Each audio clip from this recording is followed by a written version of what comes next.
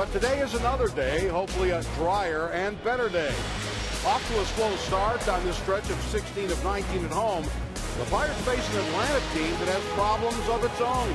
So the Bucs have to make sure they don't let the Braves get away this weekend.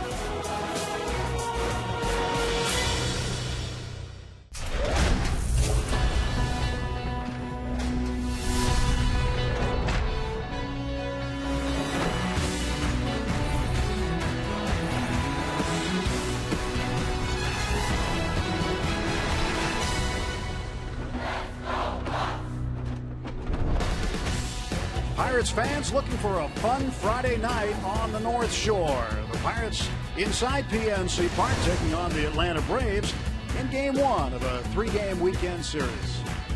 Hi again, everybody, with Steve Blass. I'm Tim Neverett. Robbie Ince-Mikowski will join us in a little bit. Last time through the starting rotation, the Pirates pitchers have not been as good as they were prior to that, where they put up great numbers. But Francisco Liriano looking to step up tonight. He's still striking out a lot of guys, Steve. Well, he is, Tim, and you know what? I'll take my chances with Francisco Liriano anytime he gets up the baseball to start a game for the Pittsburgh Pirates.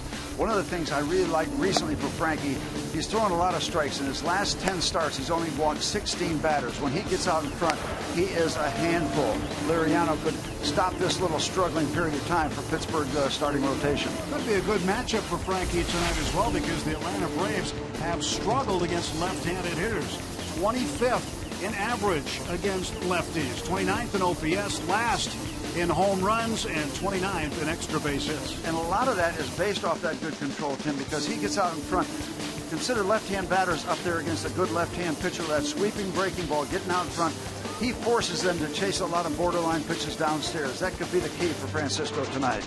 Pirates and the Braves, Game 1 coming up for PNC Park. The Bucs took 2 of 3 from Atlanta in Atlanta earlier this month. Time to get the bats rocking on a Friday Night Rocks as the Pirates are looking to rack up some runs against the Braves.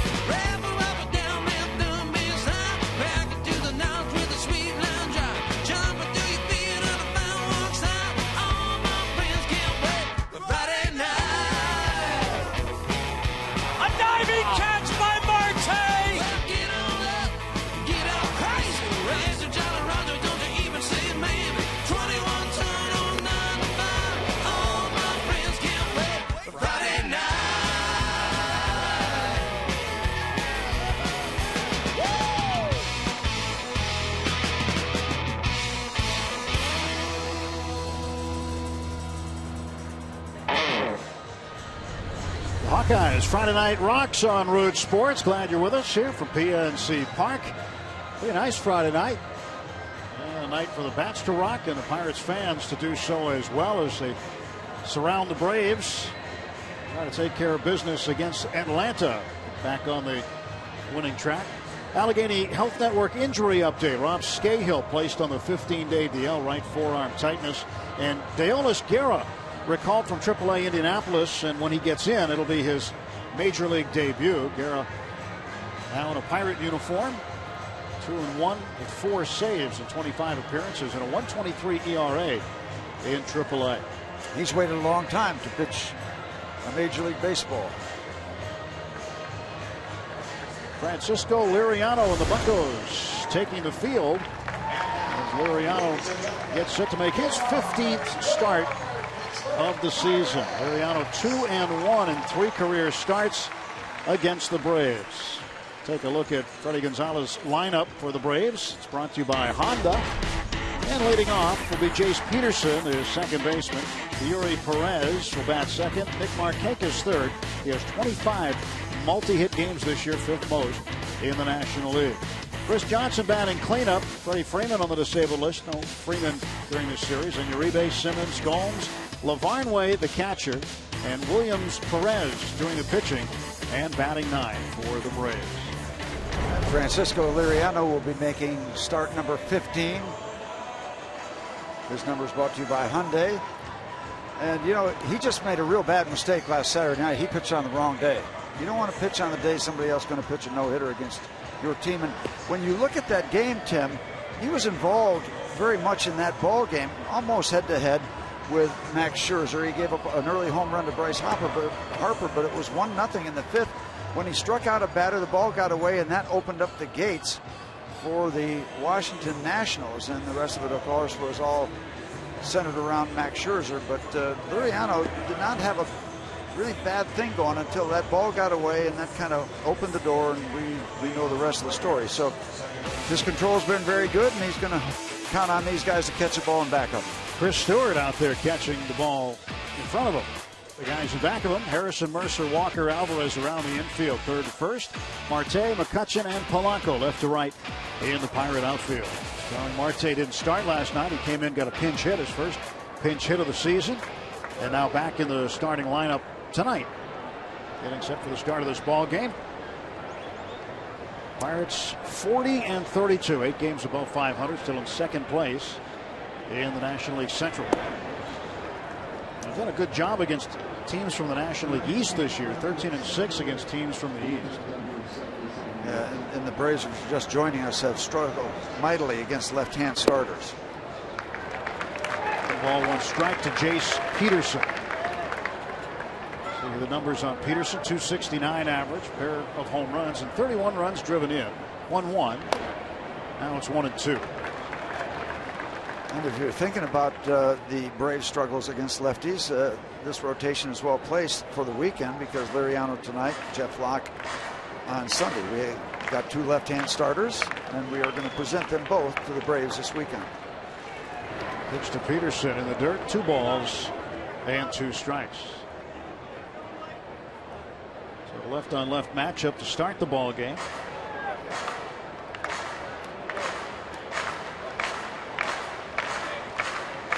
Jeff Locke, as you mentioned, he will go on Sunday.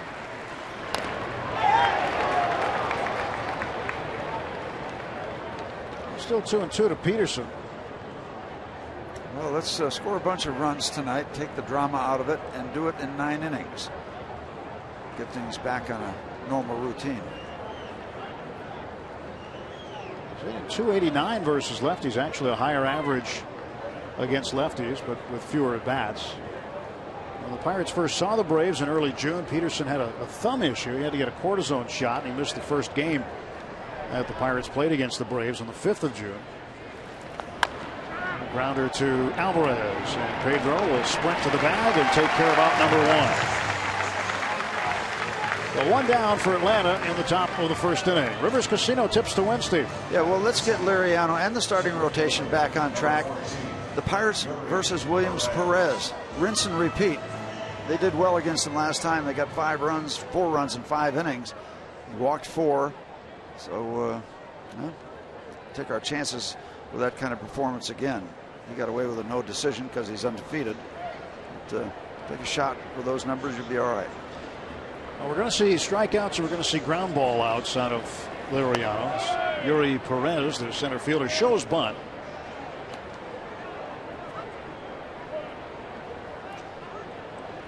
They got a Perez in center field. They got a Perez pitching. They used to have Eddie Perez, the catcher, a familiar name for the Atlanta organization.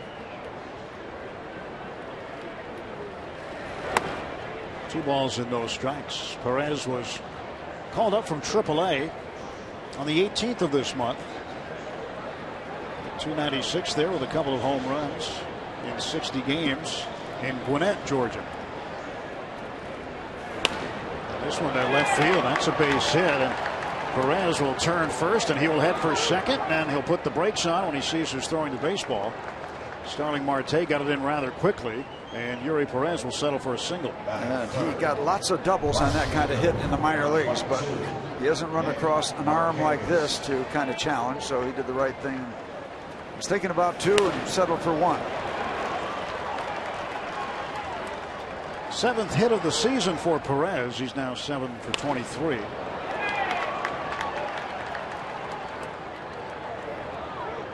Put on the brakes. Mr. Marte has a pretty strong arm. When he gets to the ball, it's going to be interesting in second. Nick Markakis takes a strike.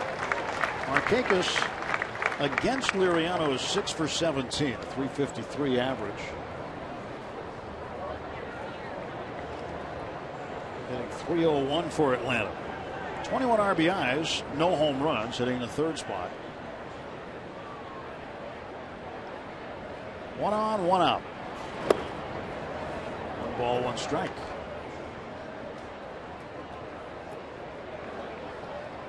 Markakis had 398 straight games played in the outfield without an error. And yesterday, in the 1st inning in Washington, he was charged with an error.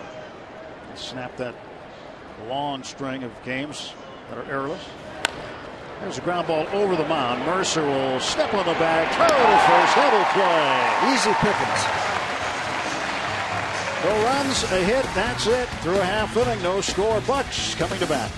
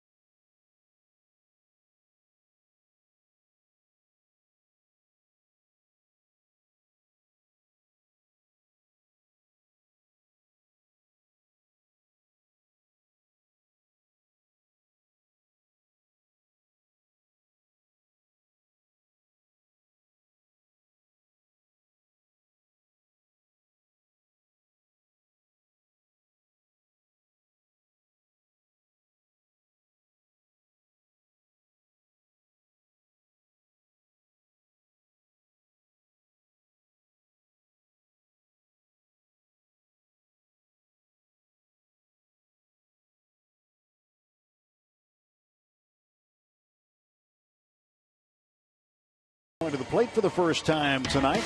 We take a look at the starting lineup. Brought to you by Toyota. Josh Harrison leads off. Neil Walker in the 2 spot tonight, hitting in front of Andrew McCutchen. Starting Marte back in the cleanup spot. And Pedro Alvarez batting 5th. Jordy Mercer moves up to the 6th spot. Gregory Polanco moves down to 7th. Chris Stewart, the catcher, batting 8th. Francisco Liriano hits 9th. And he'll face the right-handed pitcher for the Atlanta Braves, Williams Perez. Rookie from Venezuela, 6 foot, 185 pounds. Braves signed him undrafted free agent in 2009. He's undefeated. That's true, he is. Yeah, undefeated. And good sinker, good action on it. He kind of flies open and the arm kind of trails. They call that kind of situation slinger. He kind of slings the ball. And he will have some good action down and into right-hand batters. Defensively for the Braves, Chris Johnson manning first base with Freddie Freeman on the disabled list. Around the infield, Peterson, Simmons, Uribe. Ryan Lavarnway doing the catching. And Johnny Gomes in the outfield and left. Yuri Perez in center. Nick Markakis is in right. And Perez set to go against Josh Harrison. You mentioned it, Steve. Not a loss, not a single loss. He's the only pitcher in Major League Baseball with at least 7 starts and no losses. Well, this is start number 8. Josh takes inside ball 1. The Bucks are ready to swing the bats after a short night. 285 for Harrison. I mean, for sleeping. Anything but a short night. It was for the ball game. It was a very quick night. Quick morning. Have to sleep fast. Most of the guys get out of here after 1 a.m. Harrison slow roller down to third. Uribe charging. He throws low and it's dug out with a backhand by Johnson. Harrison out. 1 gone for the Pirates in the first inning. Second baseman, number 18, Juan Uribe, the veteran, began the year with the Dodgers. It looked like the Dodgers and Braves had a trade worked out at one point. Then for a couple of days it didn't happen. The trigger didn't get pulled. Apparently some adjustments were made and Atlanta got their man, Uribe. There's Walker. Neal will take a strike. Williams Perez has given up 4 home runs in his first 7 starts.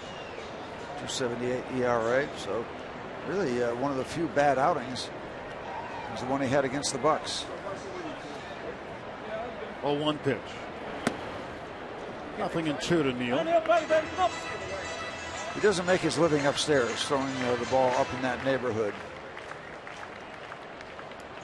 A little more movement, a little more downstairs. Walker's last home run was on the 5th of June against the man he's facing right now, Williams Perez. And he hits one into right field. Markakis misjudged it and then was able to recover, come in and make the catch for the out. It was one of those balls that sounded like it was hit good. It just really didn't go anywhere. That might have been why he reacted that way. Take a listen to it off the bat. It sounds pretty good. Didn't have much drive to it.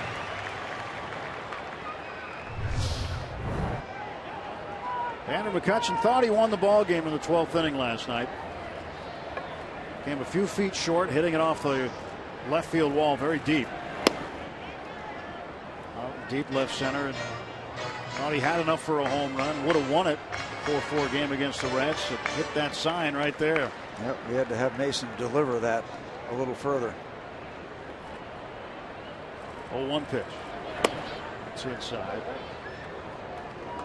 Andrew had some interesting comments after the game last night. Said he hasn't been challenged by certain pitchers because they're not giving him enough to hit, and he's been thrown at. Or at least the appearance of him being thrown at a few times, including twice last night.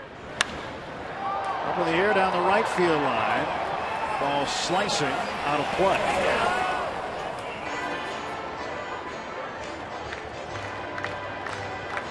Jacobs gave it a run, but he ran out of room.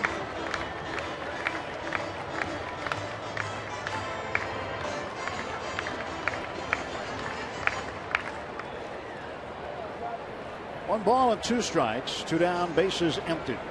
Williams Perez ready to deliver to Kutch. 2-2.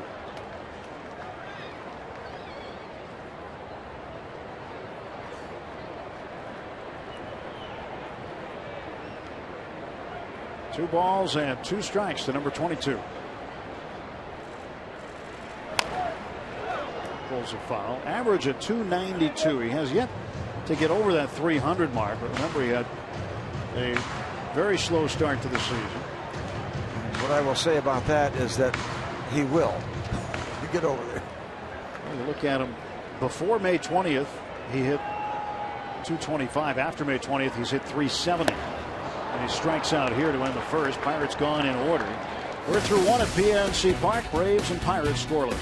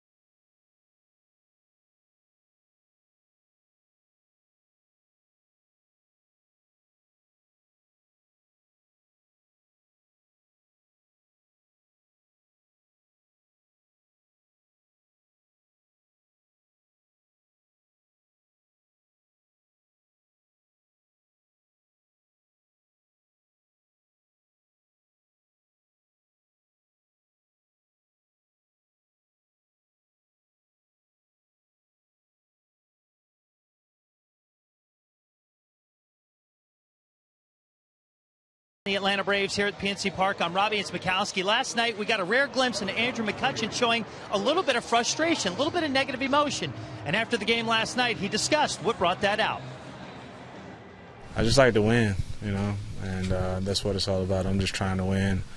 When I feel like I'm not getting challenged at the plate, getting brushed back almost every at bat, that becomes frustrating, because they're playing. They're not trying to give me much to hit, and that was, to me tonight, that was just a bit frustrating. Every at bat I'm getting brushed back, and I just let that. It got to me.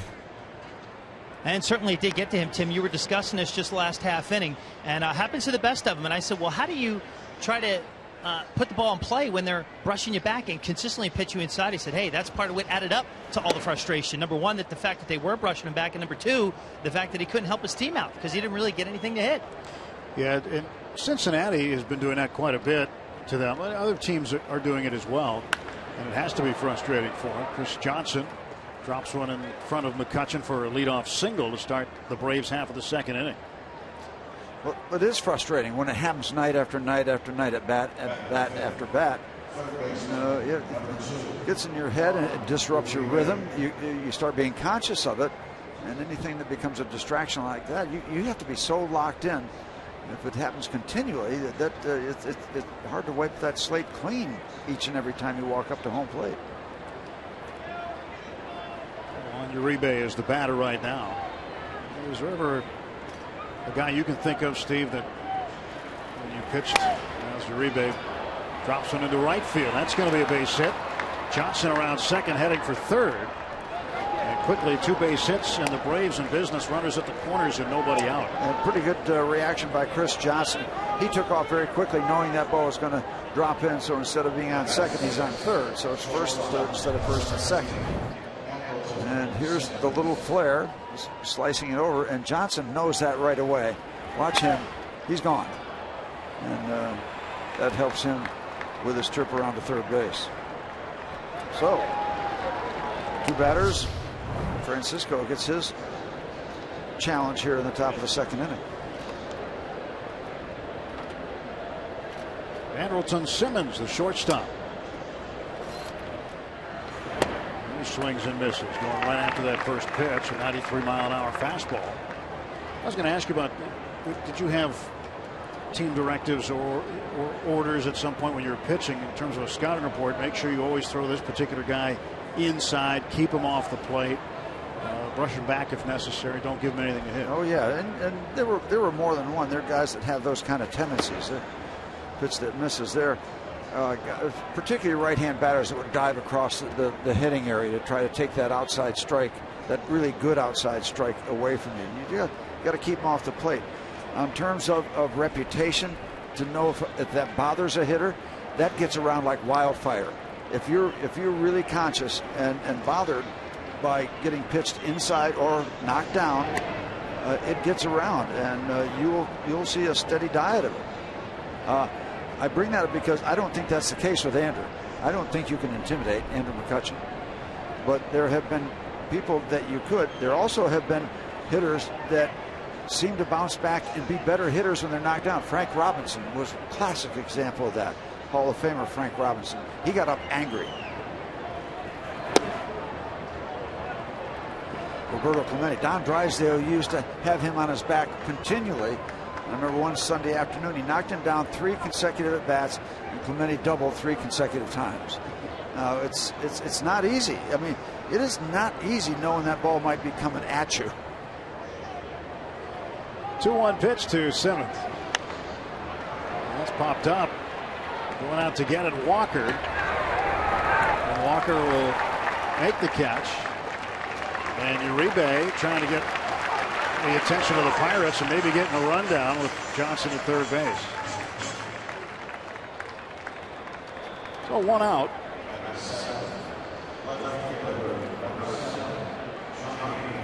Stay at the corners. Now your whole goal changes now. You got a man on third base, nobody out. You almost can see that run. You really don't, but you're thinking more of working against that batter and the guy at first base.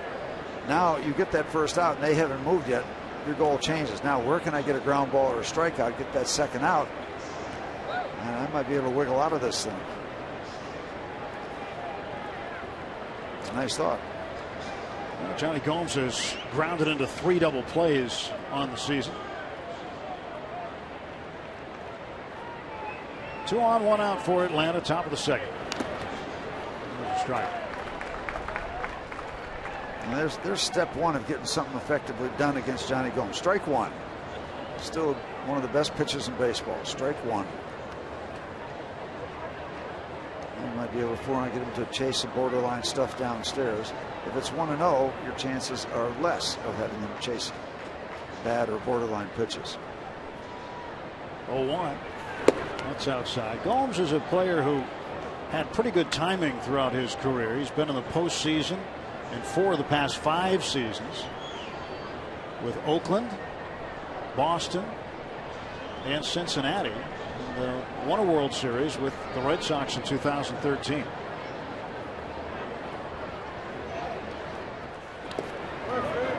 So spending a lot of time in postseason play, also spending a lot of time in the tattoo parlor. A lot of these guys are keeping those places in business. Whew. They're getting a lot of ink, and I'm not talking about the newspapers. 1 for 10 head-to-head, Gomes and Liriano. That one was a home run. Liriano has struck him out 4 times. 3 balls and a strike now. He's got to come somewhere near the plate and do some swing. Doesn't want to load the bases. Got Lavarnway, the catcher, number 8 hitter on deck. And just keep an eye out for Uribe here. He's not going anywhere at this particular point. So he walks Gomes. And the bases are full of Braves with 1 out.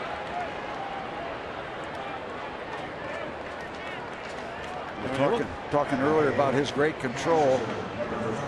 Minimal walks in his last 10 starts. Now Lavarnway was picked up after he was let go by the Orioles. He was on the Orioles opening day roster. He's hitting 200, just 1 for 5 with the Braves. But in the American League, he hit 107. He was 3 for 28. And he could be a double play candidate. At least Frankie hopes so here, but he starts him off with a ball. Here again, you're looking down the barrel at a guy in the 8th position. They're there for a reason, and then the pitcher. So Hope springs eternal here down the bottom of the Braves batting order. 2 balls and no strikes. So 27 pitches for Liriano. 15 of them, more than half, have been called balls. When you look back, he walked 6 on April 26. Since then, he's only walked more than 2 twice. I mean, his control has been outstanding.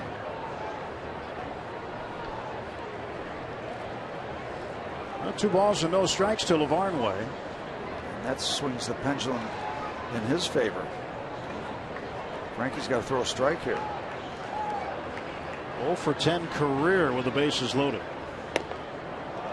And now Liriano falling way behind and getting himself in trouble in the 2nd inning. Still no score, but he's 1 ball away from walking in a run. 3-0 pitch to Lavarnway. Is ball 4, and it's 1-0 Atlanta. Back-to-back walks by Liriano after back-to-back base hits to start the inning. Johnson comes in to score. And Ray Searage, he comes in, and Ray Searage comes out to talk to this starting pitcher. Well, that's a bad way to give up a run. And that's a run now that the hitters have to get back. Well, he's still got a lot of work to do. He's got the pitcher up there now who should realistically represent the 2nd out. And we could really minimize damage. But that didn't look good. 4 straight pitches that missed the zone. Didn't give his defense any chance to help him out. So Uribe is over at 3rd base. Johnny Gomes at 2nd. And now Lavarnway. Get credit for his first run batted in of the season in either the American League or the National League. The bases loaded walk, and now Liriano delivers a strike for Williams Perez. Good to see Bill Welke with the right hand going up. Home plate umpire.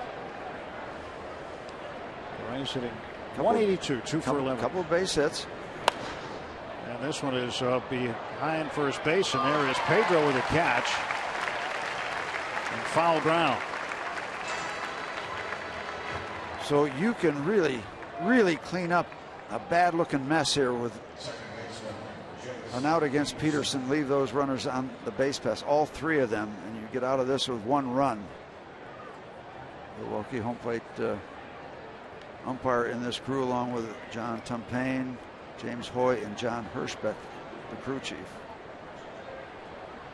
Well, right now, 2nd inning, you got a big item, big matchup in this baseball game right now. Second baseman Jace Peterson will take a fastball for strike 1. Peterson grounded out to Alvarez at first base to lead off the ballgame. A 1-0 Atlanta lead. Bases full, 2 down. And Peterson in the hole 0-2 as Frankie got a chase. That's something we haven't seen a lot of in the early going. It looked like he's been catching a little bit too much plate, and then when he tries to miss, he misses by too much. Chris Stewart going to be on alert with a man on 3rd base, because I doubt whether Frankie's going to throw him a ball in the strike zone here. 0-2. Sweeping breaking ball. Peterson lays off it. 6 for 9 with the bases loaded in a grand slam this year. That was right out of the textbook. You get out in front 0-2, you can throw something very borderline if he wants to help you out. Go to it. 1-2. Got it. That's good. Strike 3. Put a circle around that one. Braves get a run in the 2nd.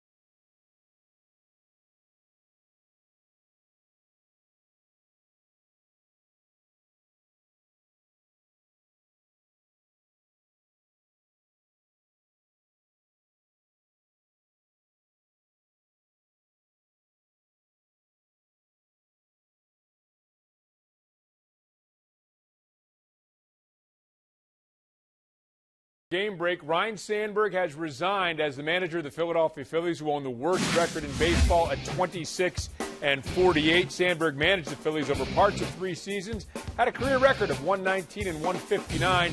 Third base coach Pete Buchanan will take over as interim manager. He is 53 and 53 in parts of 2 seasons with the Pirates in 2005 and the Reds in 2007. Back to Tim and Steve now at PNC Park. Guys. Thank you very much, Rob. Yeah, Pete Buchanan took over for Lloyd McClendon here in Pittsburgh. 1-0. Pirates trailing the Braves on the UPMC scoreboard. Yeah, it's going to be a challenge for Pete, too, because that roster is really in a mess right now. I think Outley's back on the DL, or at least not playing, one or the other. Hamels, everybody expecting him to be gone. A strike called to Marte. We'll see Ryne Sandberg resurface somewhere. I don't think that's a question at this time. I think we'll see him reappear as a manager or a coach somewhere. Marte, ground ball left side. Uribe plays it in the hole. 1 out. 2 ground balls to Uribe tonight. Harrison and now Marte. And Williams Perez has retired the first 4 straight Pirates he's faced. Now the Braves will shift for Pedro Alvarez. See Uribe heading across the infield. He will go over in between the first and second baseman.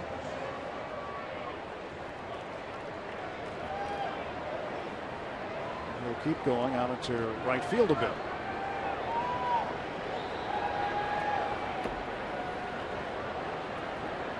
Pitch to Pedro. Tapper up the right side, and charging is Johnson. Good step on the back. That's 2 very quick outs.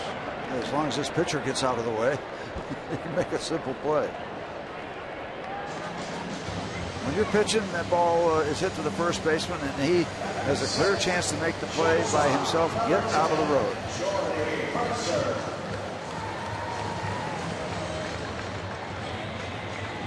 Williams Perez getting another ground ball out. Of the 5 outs he's registered, 3 have been on the ground. He's had a fly out and a strikeout. Perez now will face Jordy Mercer, who last night really began to sting the baseball. Had a ground rule double, a base hit.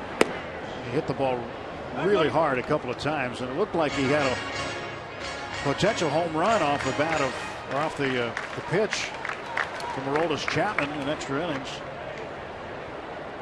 And the ballpark just held it in center. Seems like he's squaring up the baseball a little bit better.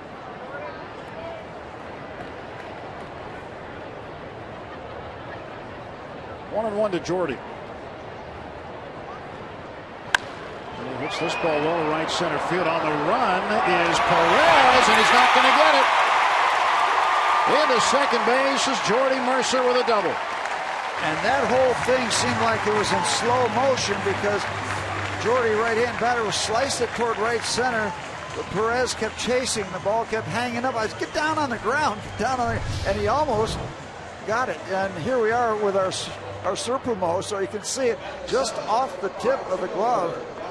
One more step, he makes a spectacular catch. But, you know, Jordy's got this coming. I was just thinking before that at bat, as you watch it fall once again, that Jordy might have a case for having the most line drives hit by any Pirate batter that's been caught. I mean, he's been stinging the ball, like you said, and now finally gets a little something to show for it.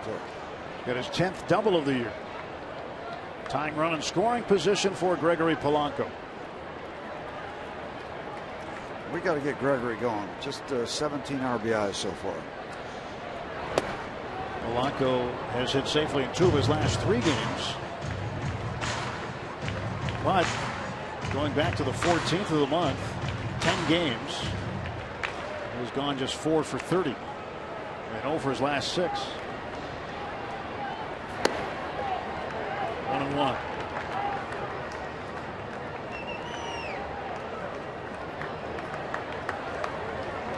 Polanco's hitting .273 with 2 home runs in 7 prior games, batting 7th in the lineup where he is tonight. Slaps a foul for strike 2.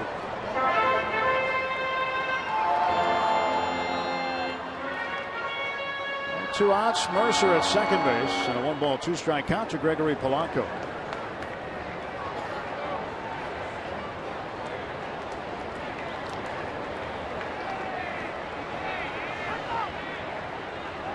Time it's called.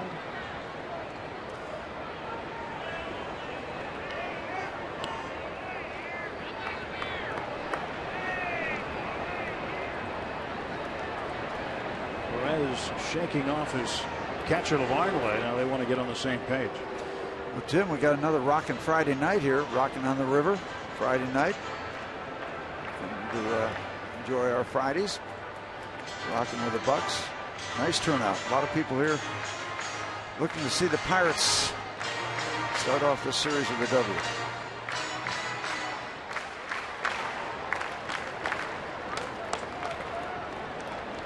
1-2 pitch. Inside, 2 balls, 2 strikes to Polanco. I'll tell you, whenever you scan this ballpark, chances are you're going to see a whole lot of people. Great to see. Yep. Really great to see. It's one of the best views in all of sports right here. Yep. Thanks to the Allegheny. PNC Park. 2-2 pitch. Gregory rips one foul. Nice play by the ball girl. Yeah. Hot smash by Polanco. Good defense all around.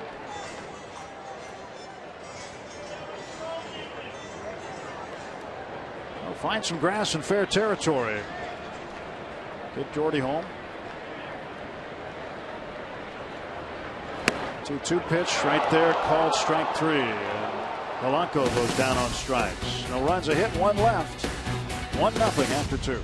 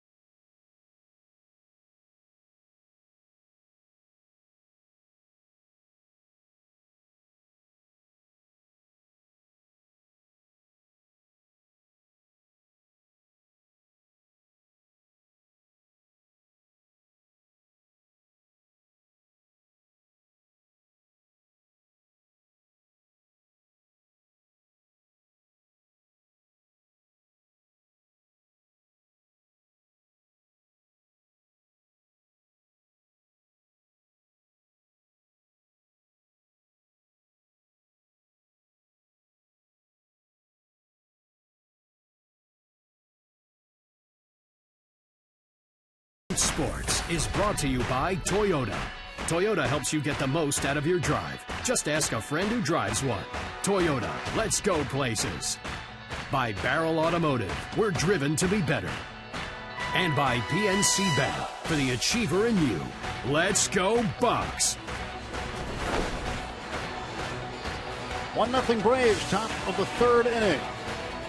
Along with Steve Blass, I'm Tim Nevitt. Bobby Mikowski is downstairs. Well, Tim, you know, everything looks good for the Bucks tonight. Liriano, left-hander, against a team that doesn't hit left-handers very well. The Braves are much better at home. They're not as good on the road. We're much better at home. So, I mean, the planets have aligned here, so get this thing untangled.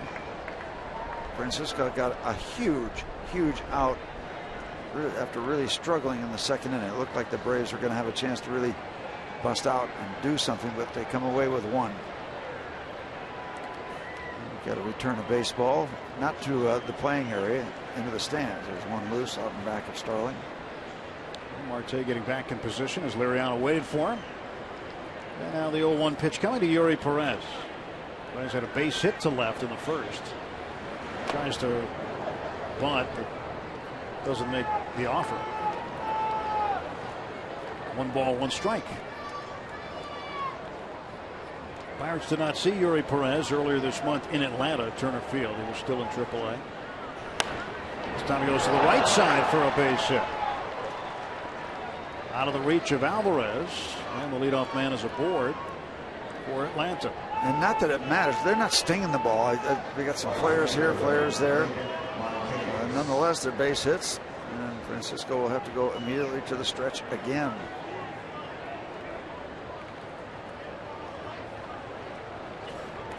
Nick Markakis hit into an inning-ending double play in the first. Batting an even .300.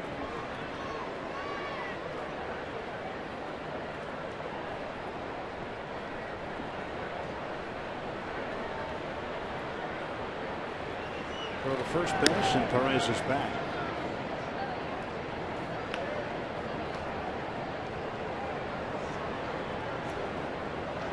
Perez at first base, Markakis at the plate.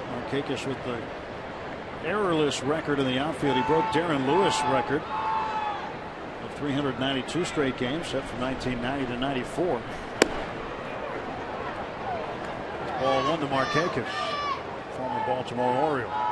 Francisco Liriano looking for some rhythm. That ball well inside the W.B. Mason strike zone. But when you're scuffling, you don't get as many pitches. Let's just be honest about it. When you're scuffling with your control, you're not going to get as many borderline calls. 2 balls and no strikes.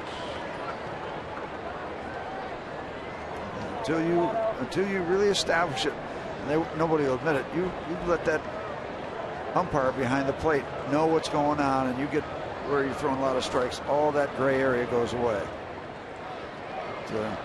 Right now he's just searching. Just get some rhythm, get some tempo, start throwing the ball where he wants to. And that's a good looking strike, but it's a strike in the hitting zone, so you got to walk before you run. You got to throw strikes before you can start throwing those perfect strikes and feeling really good about your chances. Establish strikes and then go for the corners. And ground ball to Pedro. He'll go to second for 1, and that's all they'll get. Liriano was in a foot race with Markakis. Mercer put it in his pocket. They'll take the out in the middle. Yeah, you cannot throw the ball to first base if there's nobody there. Looked like that might have been the case. Pedro gets it, and as opposed to a left-hander who can release quicker because he's got a better angle with his arm, the first baseman that's right-handed has to square up. A little bit of hesitation on the part of Liriano. It's hard for a shortstop to throw to a pitcher in the dead run when he's trying to cover first base. I mean, that pitcher can look for the base, he can look down, and then you got all kind of disaster going on. Chris Johnson takes low.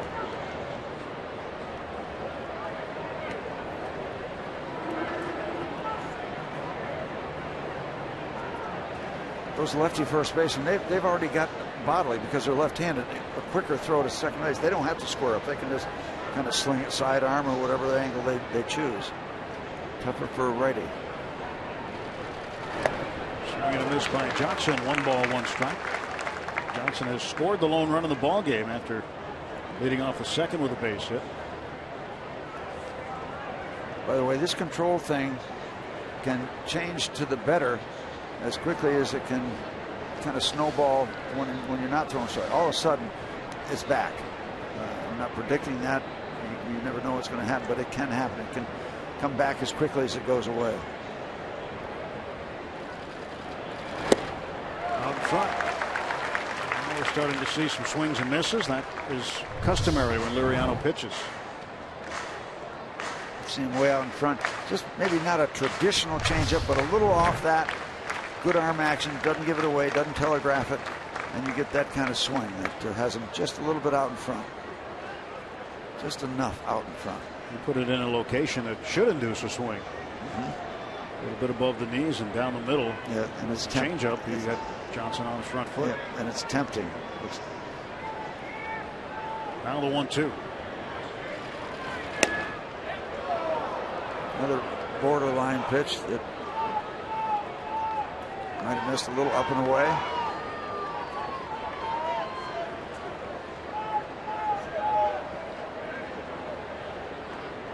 Well, we know that last series we saw some interesting strike zones. Go to first, and Marquez back. When you watch enough of this game, you're going to see a lot of strikes called balls and a lot of balls called strikes. It's just the way it is. You just hope it evens out. It's an imperfect game played by imperfect people. And that's the way it is for everybody involved out in that field.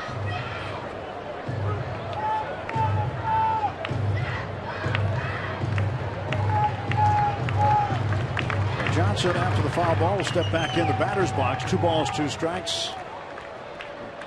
One man is out, and Marquez, the runner at first base. Leadoff single by Yuri Perez. He was retired on a force out at second. And the 2-2. That's way outside and high. 3-2. Liriano has already walked 2 men in the game back to back.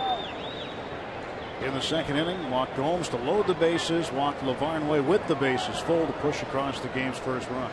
You should play that old Coaster song. I've been searching. Payoff pitch. Ground ball to short. Mercer there. Flips to Walker. That is a double play. Nice pick by Pedro at the end. Second twin kill for the Bucks tonight.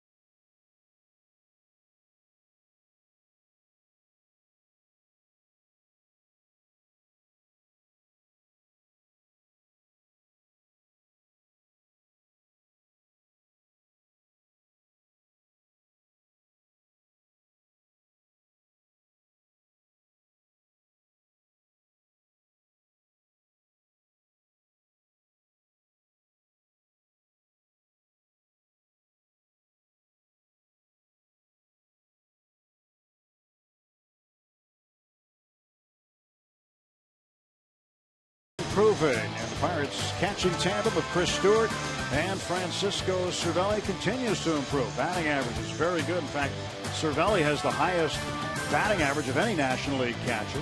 Catcher's ERA for Stewart 1.84. He's largely been matched up with Garrett Cole, but tonight catching Francisco Liriano.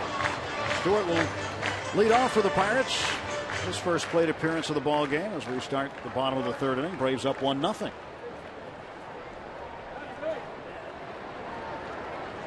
Cervelli with a night off tonight. Stewart gets some more reps behind the plate. Yeah, Francisco gets a chance to watch a ball game for free. Didn't even have to buy a ticket. Good seat too. Yep. Stewart will take strike one. Stewart, Liriano, then the order will turn over to the top, and Josh Harrison will bat. Well, Steve, what do the Bucks need to do to get a run? Yeah. That's not going to do it for a start.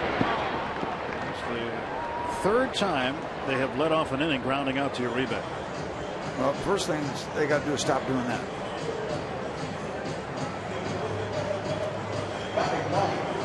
Pitcher, number 47, Francisco Liriano. Williams Perez will now face his mound opponent, Francisco Liriano. 2 for 30 on the season.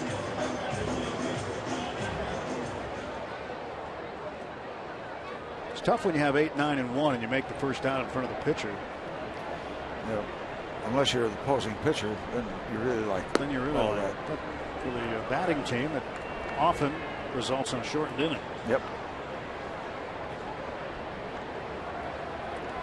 Well, Francisco can hit. Just chooses not to right there.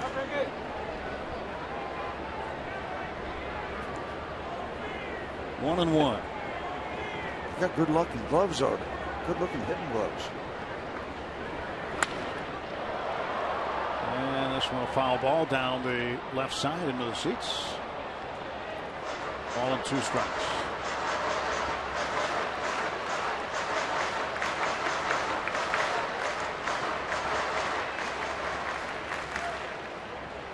Williams Perez quickly up on top of the hill. And the pitch.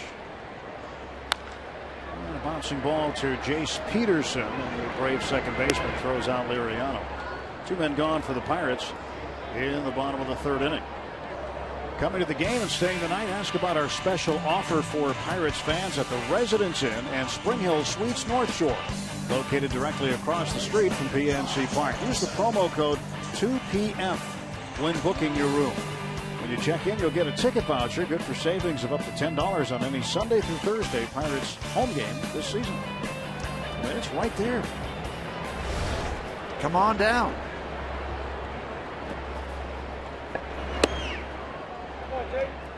That hotel is closer to the park than the center fielder is to the hitter. Maybe to the second base bag. Yep.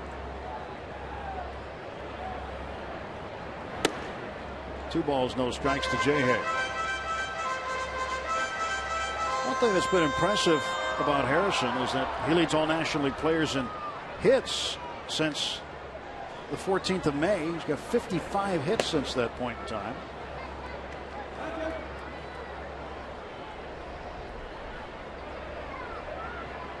A lot of multi-hit games too. Leads the club in multi-hit efforts with 24. And rips it into the field, a base hit.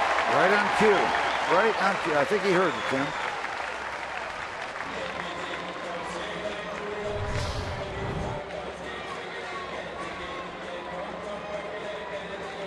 Down and in, and you know, he loves to hit the ball the opposite field, but he's a guy that's real quick inside. He can get the hands in, yank it to that part of the field. That's what makes those type of hitters tough to pitch to. They're not just one-dimensional.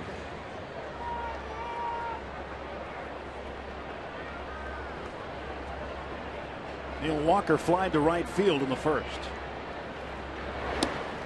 You go back to when your pitcher gives you memories. Hey, this guy's going to try to pull all the time. This guy's going to try to hit the ball the opposite field all the time. Those guys are never easy. Nobody's easy. But they're easy to approach. They're easier to approach than the guy that hits the ball in all directions. I mean, it makes a lot of sense, but they are really tough to prepare for, to get your act together and try to make a plan for.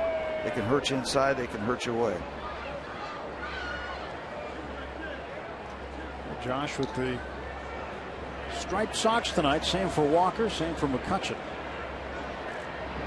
Just started wearing those a couple of games back. Didn't wear them last night, but they've got them back on tonight. They look better than the ones we had. Let me tell you that. Whether you like them or not, they look better than the ones we had when we came over from Forbes Field to Three Rivers Stadium. Go to first, and Harrison just gets back, and that's when you had double knits for the first time, right? Oh yeah, they were attractive on some of the bodies of that team we had, and some of them were not. The double knits are not kind of Danny Murtaugh. They were snug. Yeah, and yeah, they're revealing. Walker smacks it out of play, foul.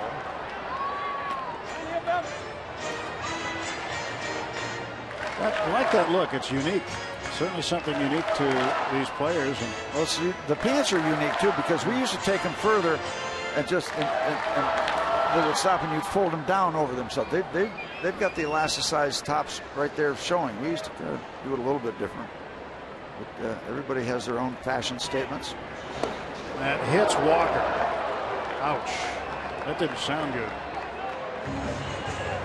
Yeah, that didn't sound like soft tissue. Walker plunked. He goes down to first. Jay Hay at second base. 2 on and 2 out for the Pirates for Andrew McCutchen.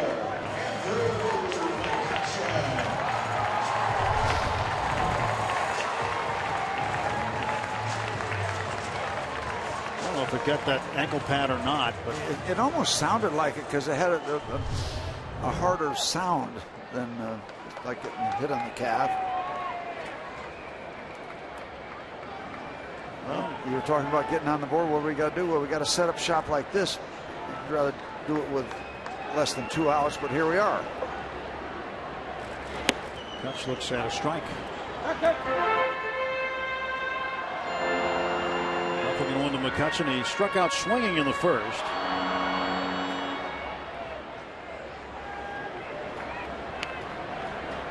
Again, Perez has given up 4 home runs.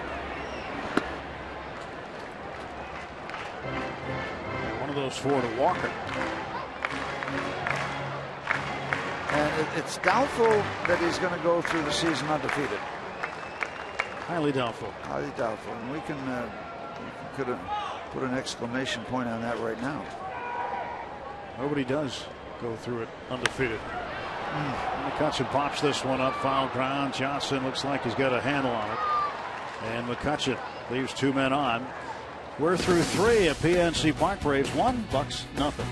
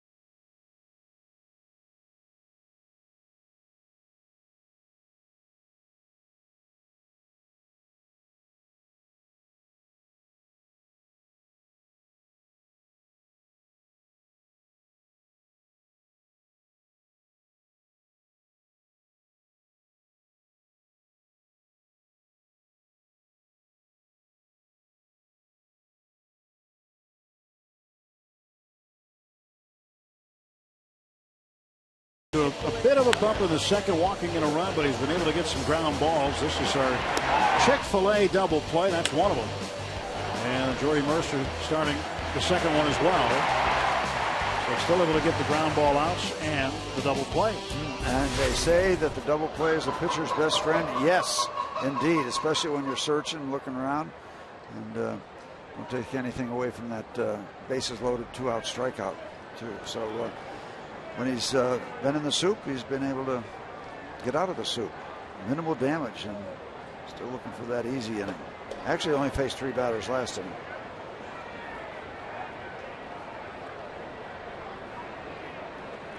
Juan Uribe will lead off for Atlanta. He takes a strike.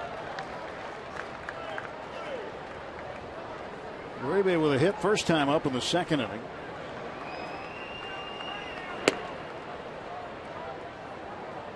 Uribe seems like one of those guys, Steve, that's just always around. He's always in the league. He's always in the lineup, always hitting. One of the few guys that have played in the big leagues 40 years.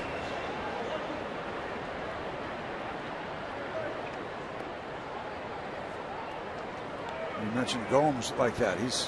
Johnny Gomes been around a long time. In the trade on the 27th of May between the Braves and the Dodgers. 6-player deal.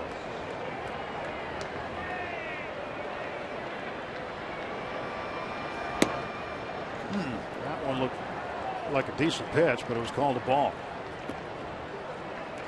These leadoff base runners. Third walk for Liriano. Double plays, most in the National League. Most in baseball. The Pirates and Atlanta tied at 83 apiece. Yeah, some people like to say, well, that means you got too many base runners on. Well, you know, everybody's going to have base runners. Turn your double plays. That's not a bad chart to be on the top of. Andrelton Simmons, the batter, he takes up high. Well, the Braves were just swept by Washington, lost 7-0 yesterday, and the Nationals playing on the road at Philadelphia tonight. Max Scherzer, who no-hit the Pirates in his last outing, on the hill, and he's got a no-hitter through 4. Washington leading 1-0. One consecutive scoreless innings they got going, 41 or something. There's a ground ball to the left side. Jay Hay goes to Walker. That is double play number 3. Well, how do you do? And that one wasn't sharply hit, so it was critical that Josh got that ball rather than have it keep on going and be handled by Jordy Mercer, because it's going to take more time. They're not going to get a double play, but Josh was able to get over. What a perfect feed. Great camera work on our Supermo Allegheny Health Network. That's a nice looking play. It's going to take too long if it gets to Jordy. Perfect feed. Nice stretch by Pedro. Pitcher's best friend. We just showed you the Barrel Automotive League leader stat. You can adjust it yourself. And now the Pirates lead the league by themselves. Gomes, a rocket down to Harrison, and he throws him out. Tidy. 3.5 in the books. Pirates looking for a run.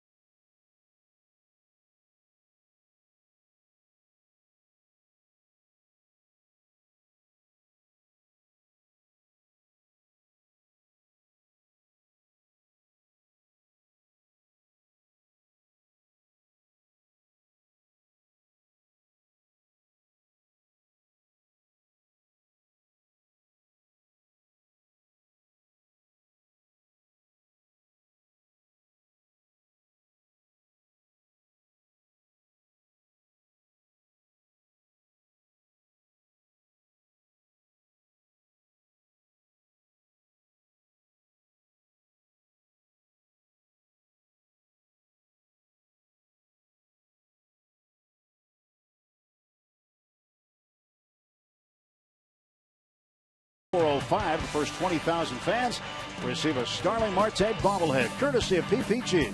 Festivities start on Federal Street at a Saturday block party with live entertainment, food, and games. Plus, every fan's a winner on an Eden Park Scratch and Win Saturday. For tickets, go to Pirates.com.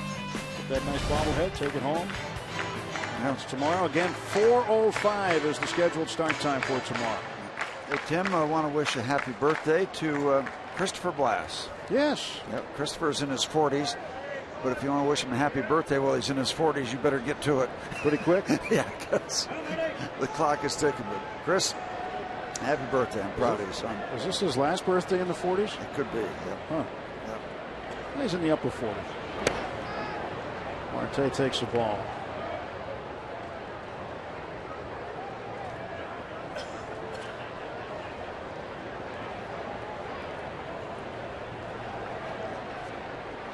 One ball, no strike pitch. And Marte lines it to center field. Getting behind it, Perez. He makes the catch for the out.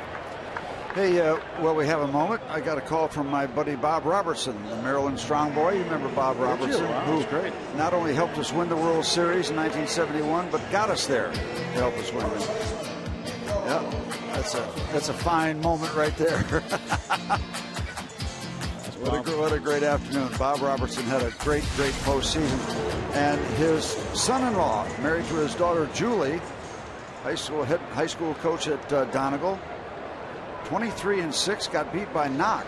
Really? High school up in this neighborhood. Yeah. And Knock went on to win the state championship. The ball fouled away. How about that? But his son-in-law, Chris Miller, married to Julie, is manager of the year in their district down there. And by the way, Chris Miller, really outstanding high school baseball coach, managed Chris Heisey. He's down in that neighborhood. That's right. So great to hear from Bob, and congratulations to his son-in-law, Chris Miller. What a great job he's done. 23-6. They beat Knock. They go to the championship game.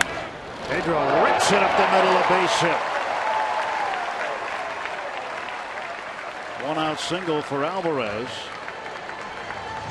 who on the first pitch he saw it tried to bunt against the shift, but this time he says right under the glove.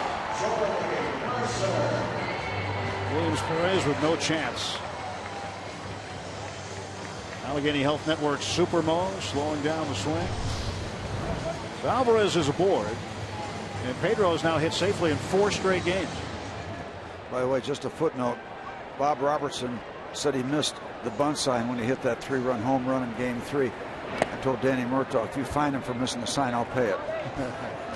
Did he miss it, or did he miss it on purpose? I don't know if he missed it at all. It became part of the folklore for Bob Robertson, who, by the way, one of the most underrated defensive first basemen of that era. He could pick it as good as anybody. Terrific defensive first baseman. First, getting back is Pedro. And wound up doing some coaching work one-on-one with Jeff Bagwell when Bagwell was traded from Boston down to Houston to play over there. Had a lot of long taters. Bob Robertson. 1 ball and 1 strike. Well, to add to the mystery of whether or not he missed the sign, I'm told that the video of his at-bat shows Clemente trying to call timeout because he knew he missed the sign. Yep.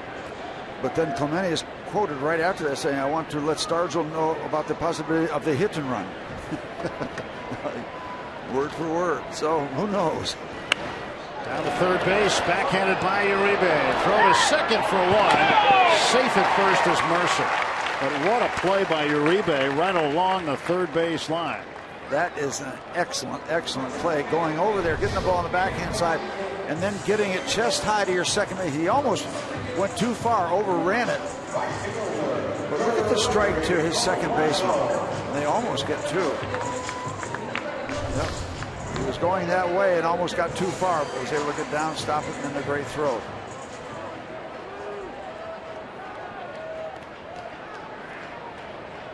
Two men out, and the batter will be Gregory Polanco.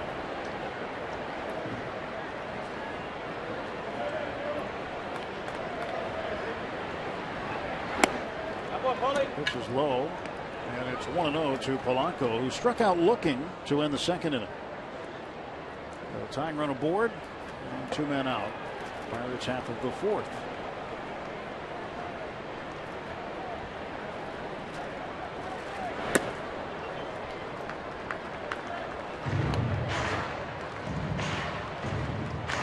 Josh visiting with Francisco Cervelli.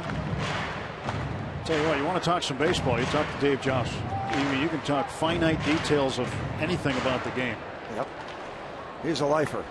What you call a lifer in the best possible way. I remember walking with him in spring training up the right field line at McKechnie Field. We were talking about infield play and some different things. And I mean, it is like rapid fire coming out of him. It's amazing. And look at that face. You think he doesn't like coming to the ballpark? Just look at that. That's a guy who loves to come to the ballpark. Out of Amherst College.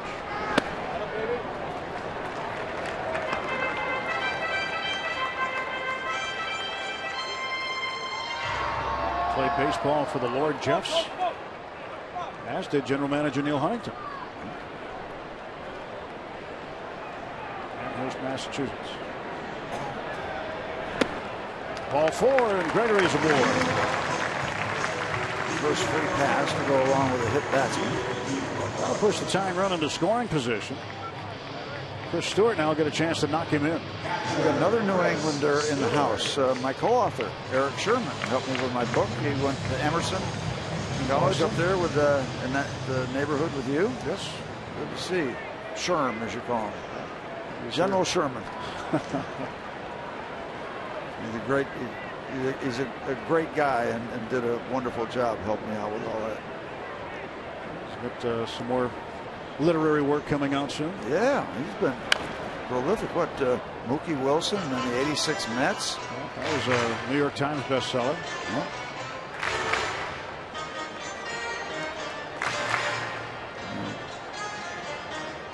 Started out with a book called Out at Home, story of Glenn Burke, I believe. Yeah, I wanted to just make sure I got the name right. I knew the book. That's been re-released. That has some people looking at movie considerations for that story. Out at Home, the Glenn Burke story. So Stewart is in there with a 1-1 count. He grounded out to Uribe at third to start off the third. And he puts one into left field. Oh, diving stop by Simmons. Throw to first. He won't get him. Polanco is going to third base. He thought Mercer was moving. Now 2 men at the same base. And they've got a rundown. And Jordy will head to the plate. Polanco dives, and he is out. A base running mistake by Gregory Polanco, and the inning is over. And almost got away with it.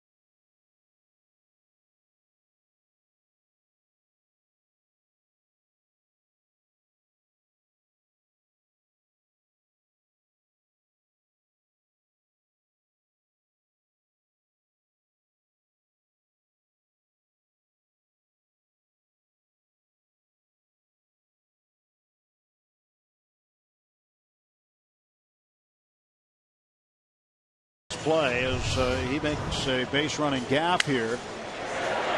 There's the great stop of the shortstop, and then almost getting an out at first base, but then see the first baseman come all the way over. He's going to set up the 2 runners that are in trouble. Now Polanco almost beats the wrap there, but he doesn't, and so the mistake is magnified once again.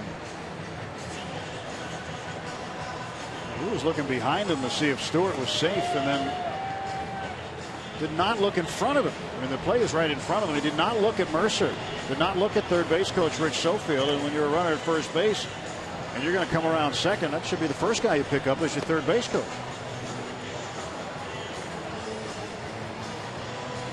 There's the tag. You see it on our Supermo there.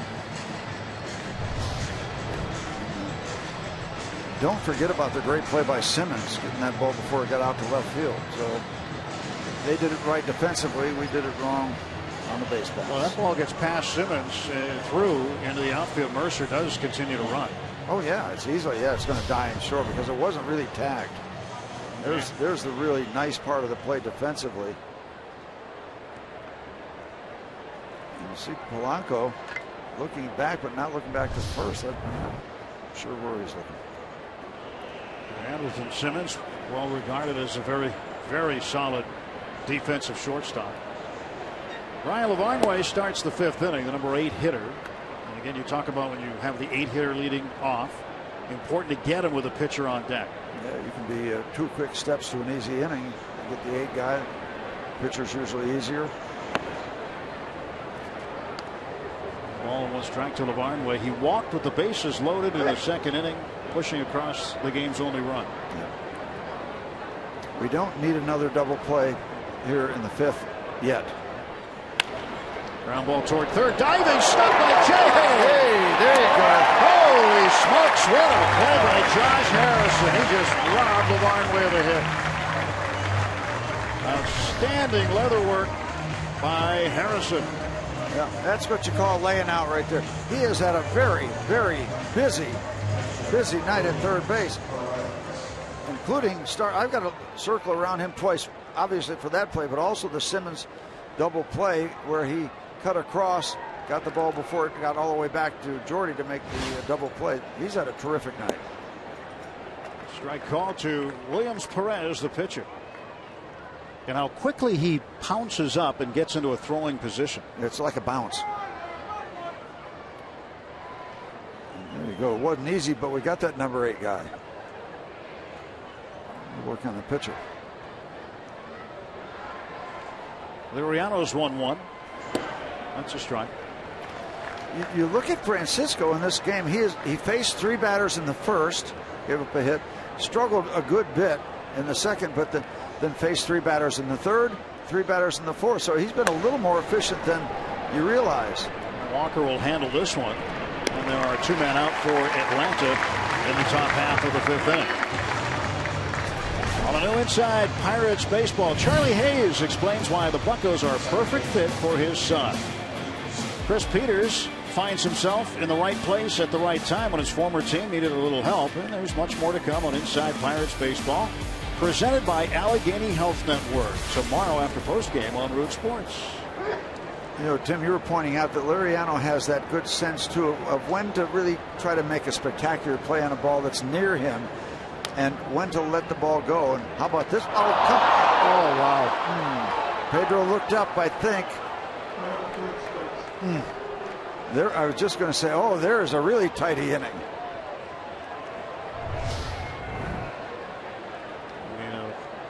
Chest high bounce. And it's misjudged. He might have been thinking about going to the bag before he caught the ball. Hard to say, but that's a play that's got to be made. So Peterson at the plate, and now Yuri Perez, the center fielder who is 2 for 2, is up.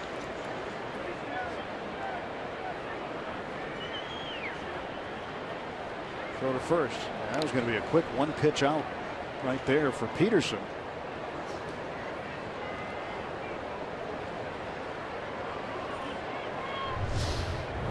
Let's see where we can see if the runner could be intruding on his concentration.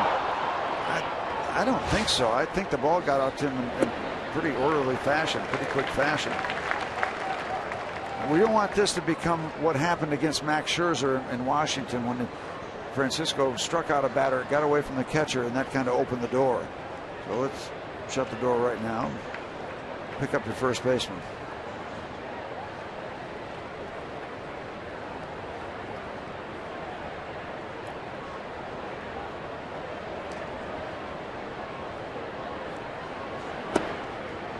A little bit low. 1 ball, 1 strike. Yuri Perez was claimed off waivers by the Braves from the Yankees. Yankees waived him in January. So Perez went to spring training with Atlanta. foul past third, and it's a strike, 1-2.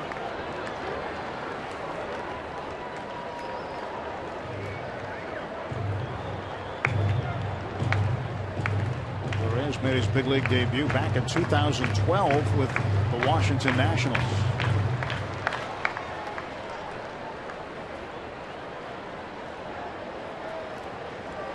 Where Chris wants this ball. They want to go in back inside. Swing and a miss. He put it past him at 93 miles an hour. So the error doesn't hurt. And strikeout number 2 for Liriano.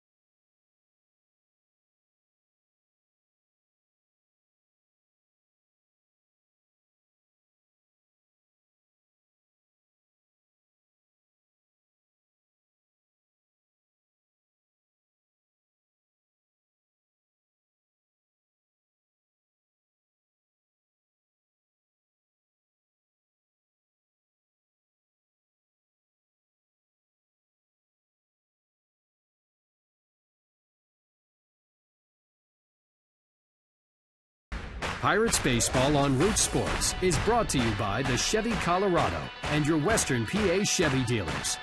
And by Day Automotive. We're gonna make your day. Let's go Bucks! Here's our Day Automotive this day in Pirates history. This date, 1935. The Bucks swept a doubleheader from the Braves, winning the first 4-2 and the second 5-1. Center fielder Lloyd Wainers set a major league record by recording 18 putouts in the twin bill, catching 9 fly balls in each game. Little Poison also had 5 hits on the day and scored once in each game. Guy Bush and Bill Swift each had a complete game win. It was a full day. Absolutely full day. A look from left field. Back on the beautiful playing surface at PNC Park. It's magic carpet. Liriano to lead off. And back to the top of the order, Harrison and Walker. Francisco pops this one up. And looks like it'll be playable. Uribe by the tarp. 1 out. That's how I found myself able to, when I first got involved with the Pirates, remembered Big Poison and Little Poison. Little L Lloyd, L Little Poison Lloyd. That had to be Big Poison this ball. I think you deduced correctly. And which one was John? John he's just the Rock. He's just the Rock. He is the Rock. Of course, no relation, and the name spelled differently. They just sound the same. Breaking ball low. Well, an update from Philadelphia, Steve. Max Scherzer has no-hit the Phillies now through 5 innings. He's retired 15 in a row. That ball goes right to the first baseman. Headed to center field. Williams Perez is hurt. He is down as that ball got him in a bad spot. He took a shot. Well, J.A. had a hit up the middle, but it hit off the pitcher, Perez, and he is down.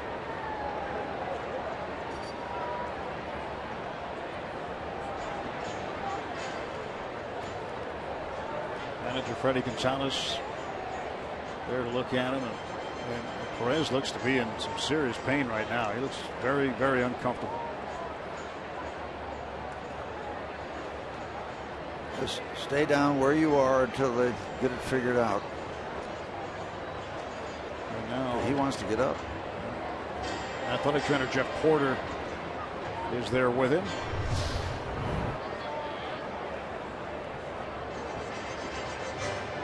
Right off that ankle.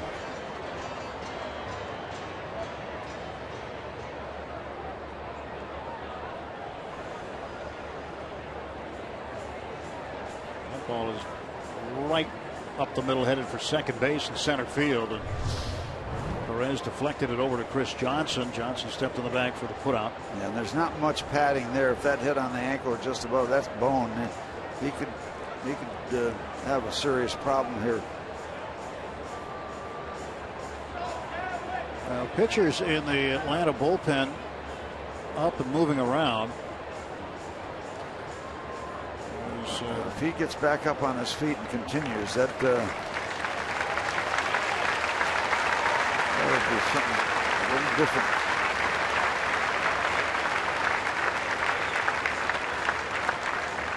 He's standing on his own power. That is a good sign for him. You want to try it? If it's not hurting right now and he can continue, let me tell you one thing: it'll be hurting tomorrow. But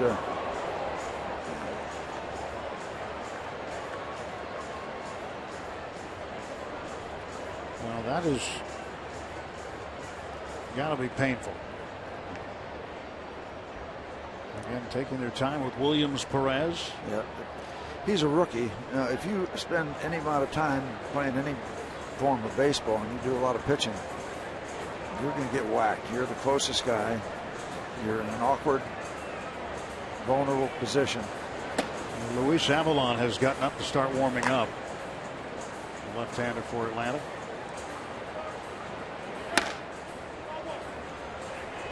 And if he is called upon to come in, he'll have as many warm-up tosses as he needs due to the injury to the starting pitcher.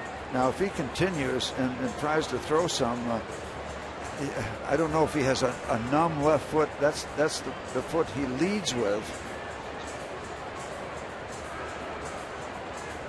So when you plant with that foot, yeah, but if you can't feel it, it's probably not going to be a problem until you. But if there's a soreness, it's going to be in your mind. Pretty impressive that he's going to give it a shot. He took that ball. Did not come right back to the catcher. I've seen that happen, but it sure didn't continue forward.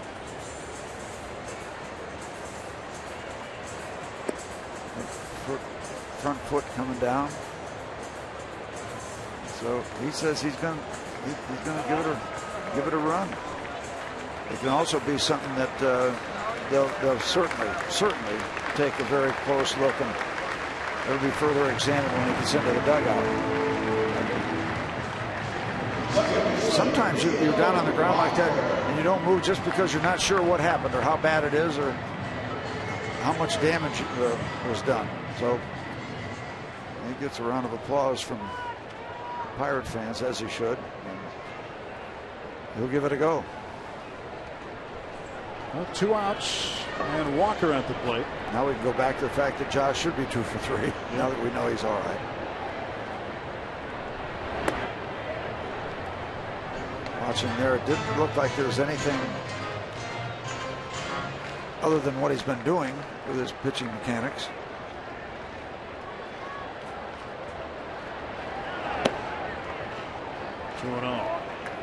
What about getting hit on the comeback? You release that ball and it's coming back to you faster than you threw it. Oh yeah, and you're in the middle of a follow through. I mean, if you throw a glove up, we see that happen all the time. They'll throw a glove up just as a reaction and come down with a baseball.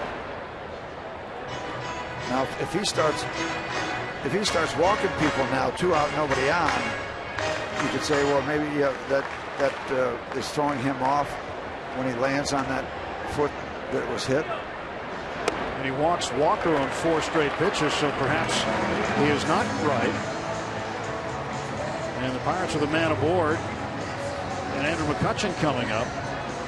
Freddie Gonzalez down at the bottom step of the dugout steps, and he's looking out to his pitcher saying, "You okay?"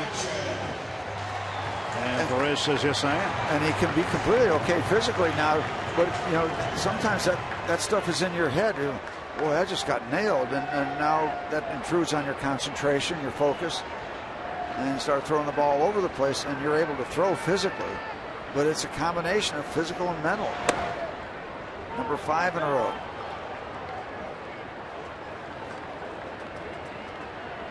Avalon continuing to get ready to go for Atlanta. If he walks Andrew, I would not be surprised to see Freddie get him out of there. A balk, and that puts the tying run in scoring position. Called by the home plate umpire, Bill Welke. And now Walker down to second.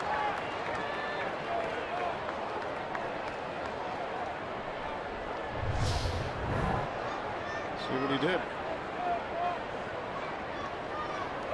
See, he moved that right hand, I think. Pitching it. Boy, that is a minuscule movement. Wasn't much. I'm amazed. I'm happy that we got the call, but wow, is it kind of wild.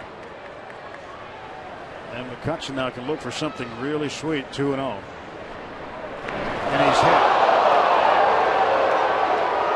And trust me, Mr. Perez is not trying to hit Andrew McCutcheon.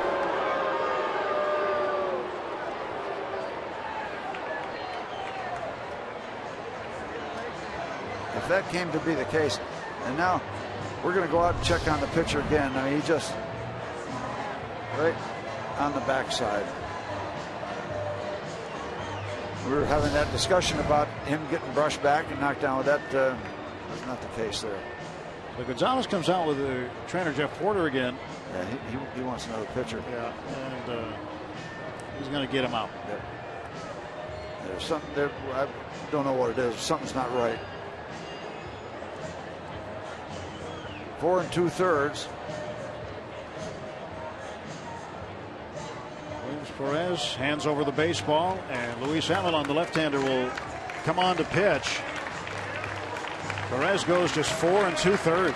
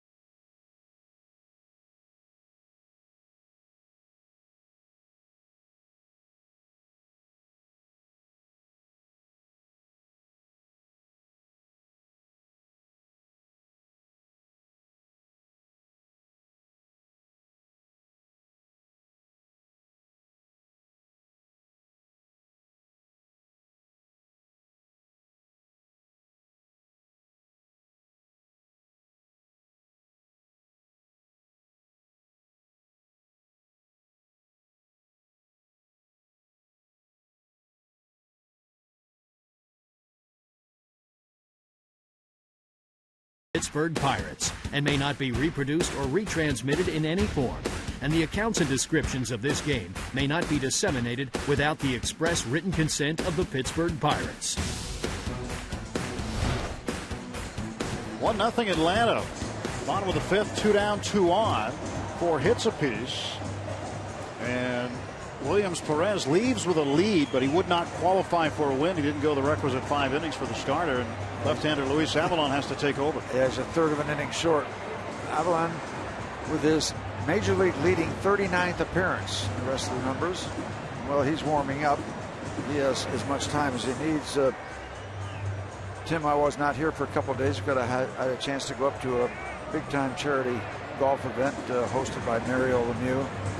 He's done a great job with what he's done in the city through his foundations and work with children, children's cancer issues, and had a great time. Raised a lot of money, and a lot of us broken down old ball players up there, baseball, football, hockey, and had a great time. Mario does a wonderful job of that.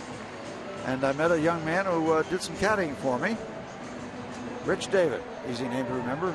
Rich, I told him to give him a little shout out. He said he's going to be checking out the game, so we'll get some runs for you here. Rich? All right, Rich is going to hold you to it. I didn't make too many putts for Rich, but I was trying. So Avalon coming on now to face Starling Marte. Pirates trying to break through. A stretch by Avalon. And there is a strike. Look at the Braves bullpen. The highest ERA in the National League belongs to Colorado. Next is Atlanta. Yeah, and here we are into it.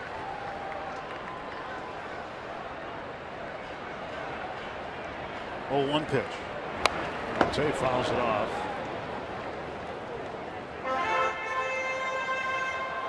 Well, former Pirate Jason Grilly's doing all right with his 20 saves. Sure. Out of their, what, 35 wins? Yeah, he's been a bright spot, and he's popular in Atlanta. And popular here, too. Grilly actually has a home in the North Hills here. Yeah. 35 wins, he saved 20 of them. Here's the grill master. Grilled cheese. Check swing, foul ball.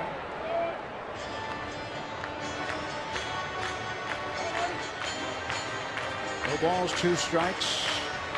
270 the average for Marte. With 2 outs and runners in scoring position this season, he is hitting .319 with 22 RBIs. Almost half have come with 2 outs. Avalon's pitch. Foul back. They're going from 80 miles an hour up to 93, changing speeds.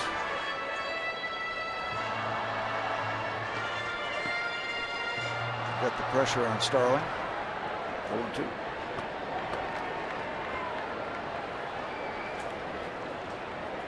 Done his job with runners in scoring position.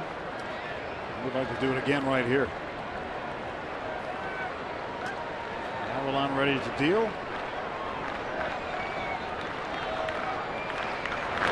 In the dirt. And it's a ball and 2 strikes to Starling Marte. Yeah, it goes back soft, 78 miles an hour on that off speed.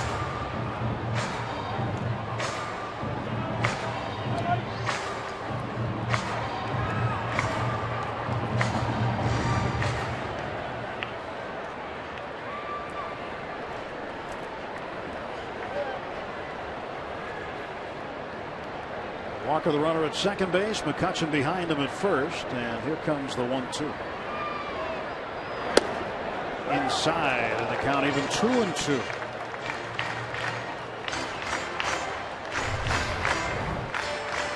Got 2 strikes, men in scoring position. Boy, that is definitely a tough pitch to take. Gets away with it. And on we go. Avalon's 2-2 delivery. Coming up to Starling Marte. Starling hits a slow ground ball to the right side, and Peterson throws to first. The call made by John Tompane is out. Nobody's leaving the field, not even the Braves, as Clint Hurdle more than likely is going to challenge this. This was a quick word from the clubhouse to challenge this one. Looked like Marte beat that one. And let's take a look on the Allegheny Health Network Supermo. Foot on the bag. That no is, contest. Yeah, that will be a quick overturn and a base hit for Marte. Let's see how long this takes. It should not. It should take longer to dial it up than to get the decision. That play not even in the neighborhood of close. Let's see. You want to put a timer on these guys? Well, the fans have already called it. And they call him safe again. And again.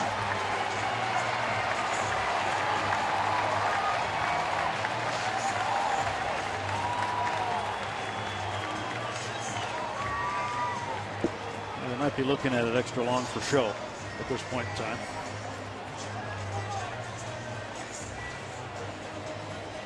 Can they possibly not see this with the first replay they see? Well, there's your still. All you got to see is, I mean, if you see that, take the headsets off. Well, they're reaching for him now.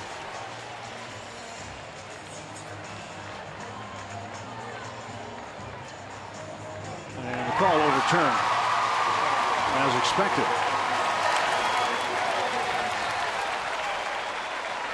So the bases are full of Bucks with 2 down. And Pedro Alvarez at the plate. See if we can cash it in.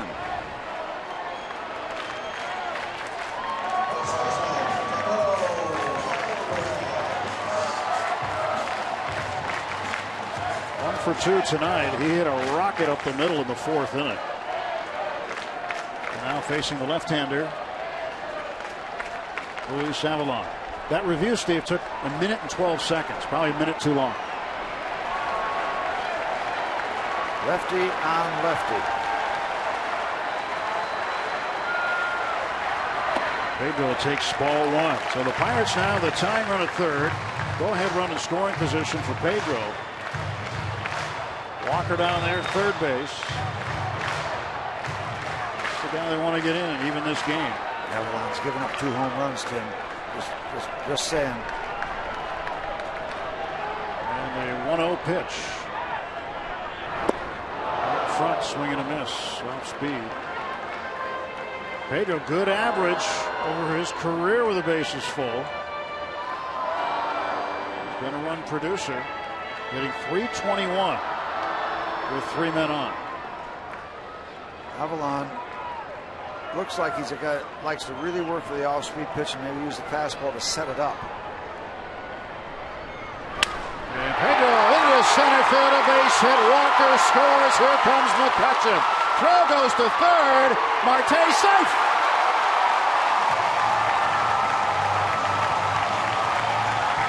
And Alvarez delivers with a 2-out, 2-run single.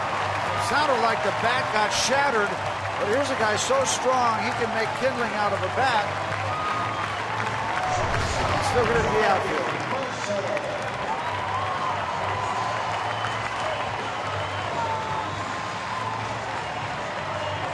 The ball is there, but the tag is not applied. There's the throw's in time. The foot coming down, and the wrong foot is tagged. Well, he tagged him on the bent leg, and the straight leg went in. And Freddie Gonzalez was holding things up to see if they wanted a challenge. He just saw the same replay, presumably we saw, and said nope. So Pedro Alvarez comes up with a big hit. His first 2 RBIs off a left-handed pitcher this year. And Marte, with great speed, gets into third just ahead of the throw. You don't want to make this last out of the inning at third, and fortunately for Marte, he did not. And the Pirates now with a 2-1 lead. Jordy Mercer hopes to keep it going. He takes a strike. Those 2 runs charged to Williams Perez. So now insult to injury. He goes on the hook. He wouldn't qualify for a win not going 5 innings, but he certainly can qualify for a loss. Well, you can qualify for a loss right after the anthem.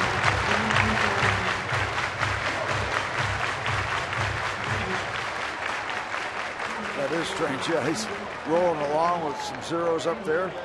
Doesn't get his 5th inning in. Gets hit. Now might get a loss. Strike 2 to Jordy Mercer. 1 ball, 2 strikes to the Pirates shortstop. Mercer 1 for 2 with a double in the 2nd inning.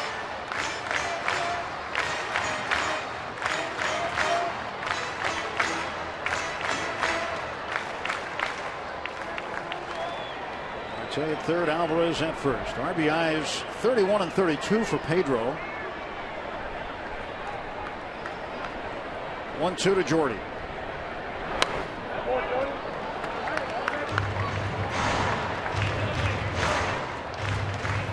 Luis Avalon pressed into duty.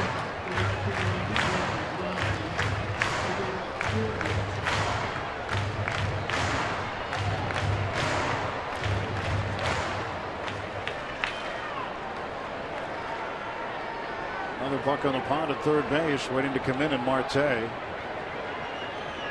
1-2 again. Jordy strikes out, chase the pitch, but the Bucks get it done.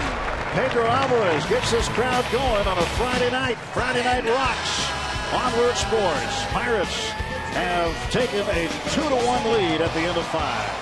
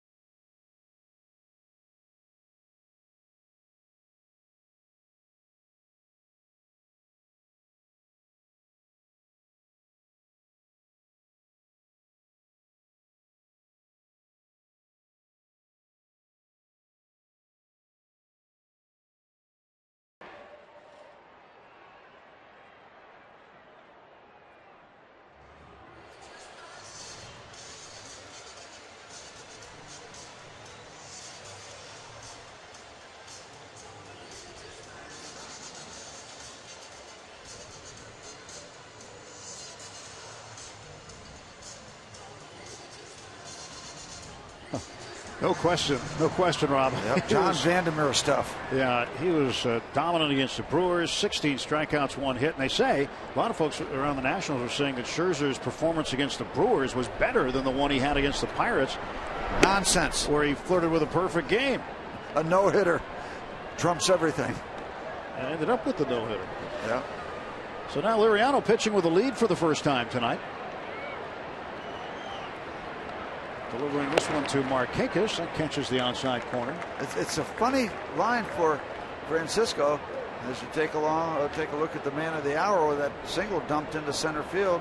Game turned upside down. See the Point Park tweets rolling across the bottom of the screen, commenting on El Toro's 2-run base hit. You know, we talked about the struggles of Francisco Liriano in the second inning, but other than that, he has faced one over the minimum, with the exception of that second inning. Ground ball to Harrison. He will throw out Markakis. One down for the Braves in the 6th.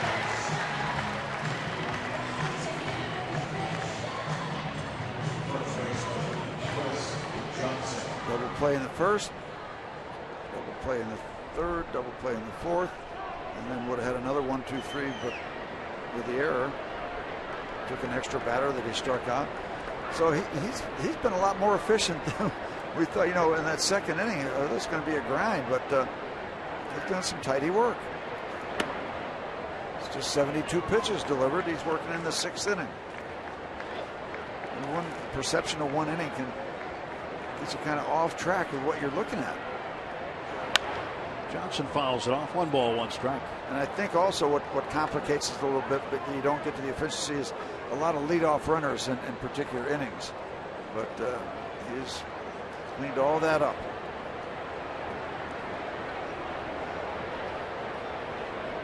One to the first baseman, Johnson. Swing and a miss. Leadoff base runner in the 2nd, 3rd, and 4th. And here he is trucking right along here in the 6th. On inside. Johnson's traditionally hit left-handers well.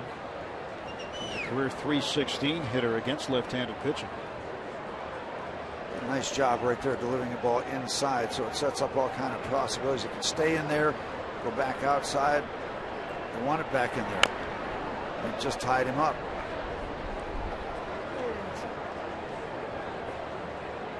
.316 against lefties, .369 against right-handers. More home runs because he sees more right-handed pitchers. Let's see if they want to stay inside. Yep. Going to crowd him again. Now you get an idea. Even when Francisco is missing now, he's kind of throwing the ball where he wants to more so than he did in that second inning.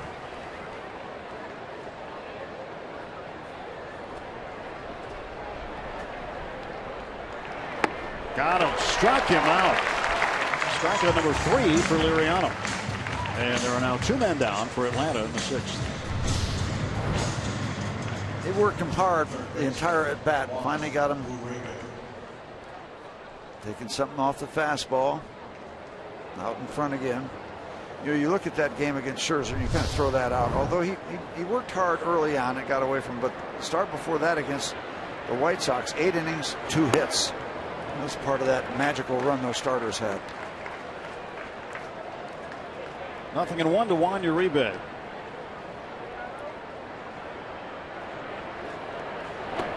Braves third baseman takes low. And ball 1 strike.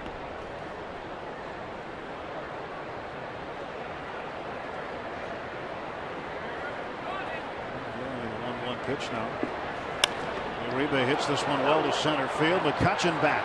Still back. Hey, leaps. It's gone. A home run. Juan Uribe, and that ties the game at 2. Juan Uribe's 4th home run of the season. And you can't say there's anything cheap about a home run to center field, no matter what the wind's doing. You saw Andrew giving a lot of ground early and just finally ran out of ground. Down and in, he just got down, in, and under it, and tied up this ball game.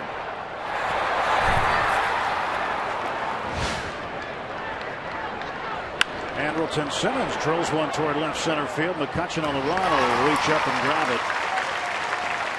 Home run by Juan Uribe ties the game at 2.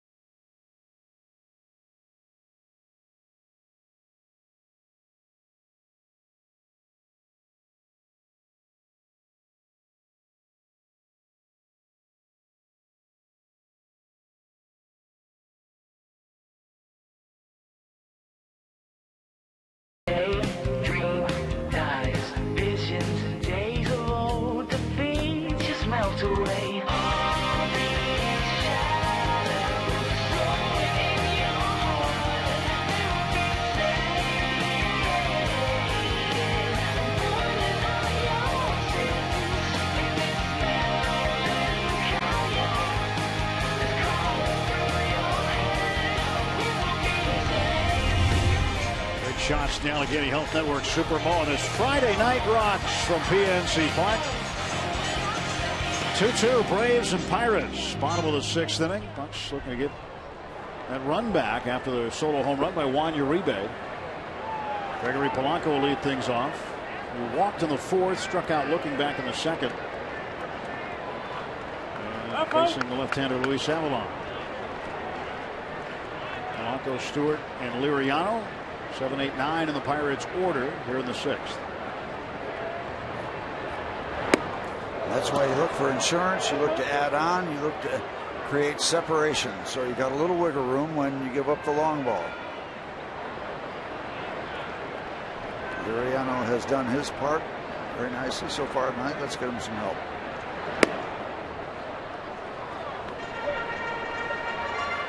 Ball and a strike to Polanco.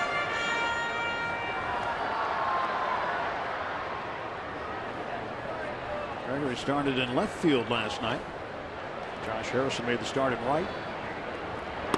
Breaking ball is way up high. 2 balls and a strike. It's been a very pleasant evening here at PNC Park. Nice day today on this Friday. Hope you had a chance to enjoy it.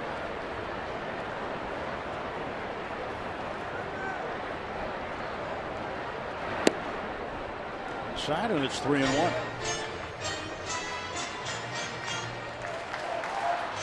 That's a pretty night at the ballpark. Yep.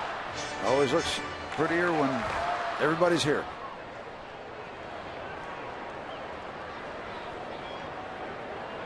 3-1 delivery. Now the count is full.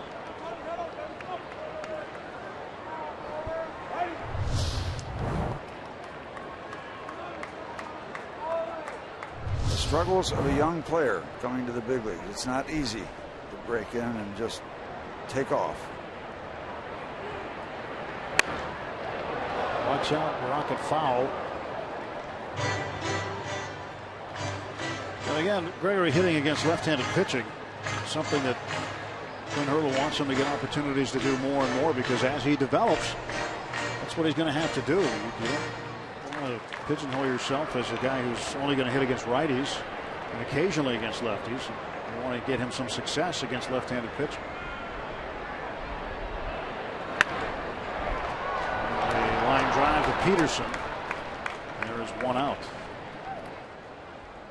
So 1 gone for the Bucks in the bottom of the 6th. This Sunday, Pirates taking on the Braves at 1:35. All kids 14 and younger get a Pirate Parrot Gnome thanks to Trib Total Media. Get to the ballpark early for the #1 Cochran Family Fun Zone on Federal Street. After the game, kids are invited to run the bases, courtesy of the original pizza logs. For tickets, go to pirates.com.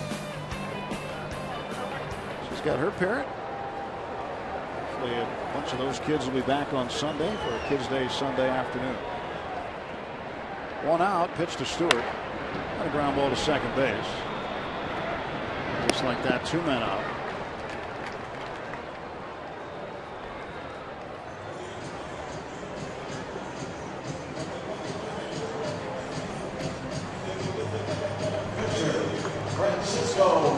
Francisco Liriano coming up to the plate now. And just a reminder, as you enjoy a cold one, to look forward to Miller Time later in tonight's game, brought to you by Miller Lite.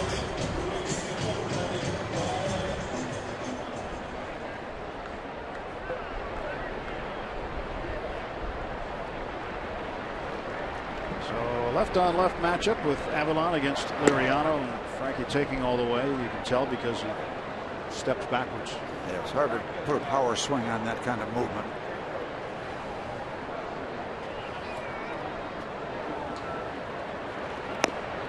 Started to step backwards, but then he took a strike. And it's 0-2 quickly to Liriano. 2-2 ball game. Game 1 of a 3-game set.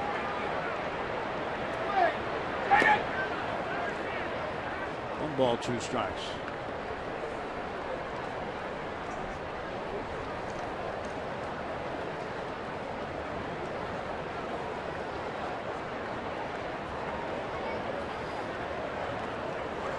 Avalon doing a good job. He's scheduled to bat 3rd in the top of the 7th. He'll continue to be busy on the Atlanta bullpen. 1-2 to Frankie. And he takes strike 3. Pirates done in order in the 6th. We'll move to inning number 7. Pirates 2, Braves 2.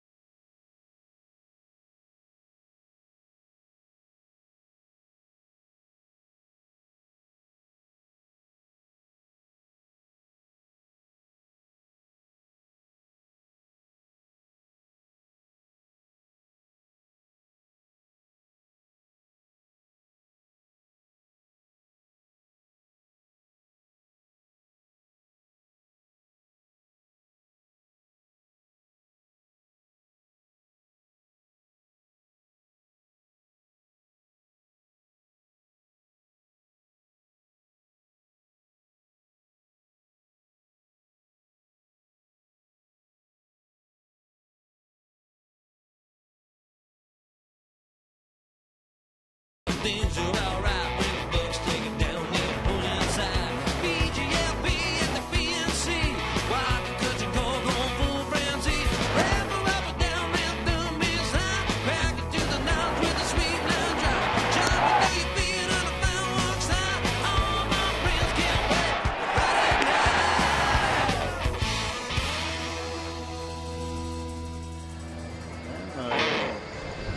Hawkeyes rocking on a Friday Night Rocks.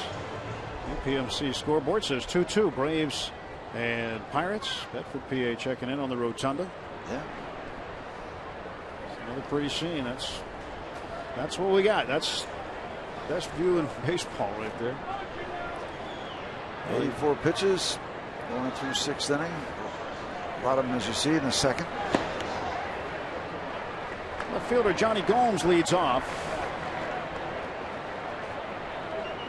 Tonight walked and grounded out to 3rd.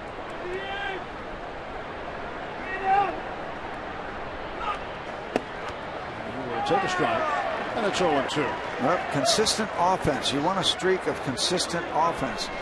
Now, if the Pirates had 5, 6, 7 runs, you say Liriano's just cruising right along, but he's in a tight fight with the Bravos.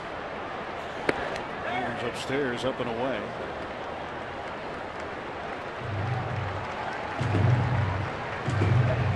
1-2 to Gomes. Nobody on, nobody out. Top of the 7th inning. Very tight ball game. 2-2 the score. The pitch. And that is low. Well, if there's one thing you really want as a major league manager after you go 13 innings, regardless of who wins, is you want a lot out of your starting pitcher the next night. Clint Hurl's getting that. 2-2 pitch. Yes. No.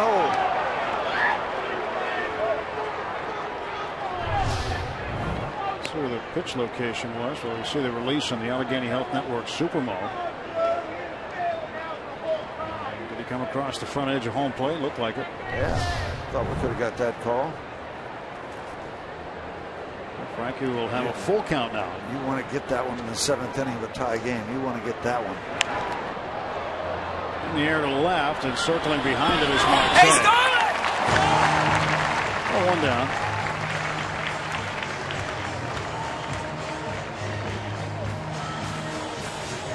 Michael Keaton in the house. And Michael? He's been in Atlanta filming a movie and was at one of the Pirates games in Atlanta And he comes here in Pittsburgh, and who's in town? The Braves. Hometown guy.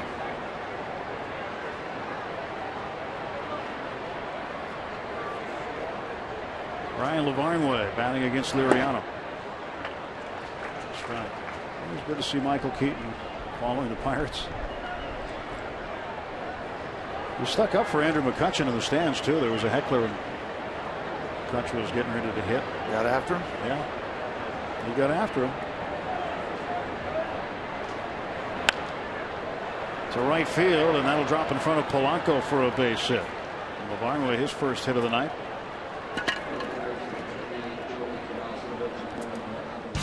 Send your favorite Pirates to the 86th Major League Baseball All-Star Game. You can fill out your 2015 Esurance MLB All-Star Game ballot now at Pirates.com. Voting is exclusively online and available on your computer, tablet, and smartphone. Vote up to 35 times at Pirates.com/vote. You get McCutchen, Cervelli, whoever else you think needs to go to the All-Star Game. Get them some votes. They need them from you. So a pinch hitter is up, Joey Turdoslavich. And he rolls it down to third, backhanded by Jay. Tosses to first base to get him. 2 men out for Atlanta in the 7th.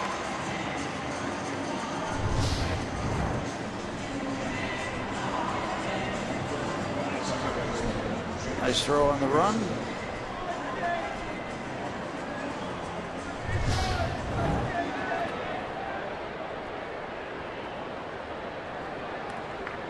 He's made some nice plays over there tonight. Okay, once again, Francisco got to get out of a jam because it's just 2-2.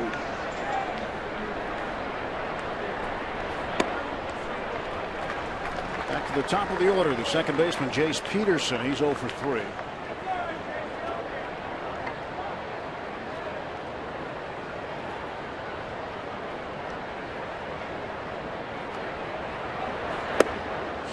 And it's 0-2. He did strike out in the second. Well, these two, Steve, have been involved in a close series. Look at the last 30 matchups going back to 2011. The Braves have won 15. The Pirates have won 15. 9 of those games have been one-run ball games. And did he go? No. Third base umpire John Hirschbeck saying that Peterson was okay with that check swing.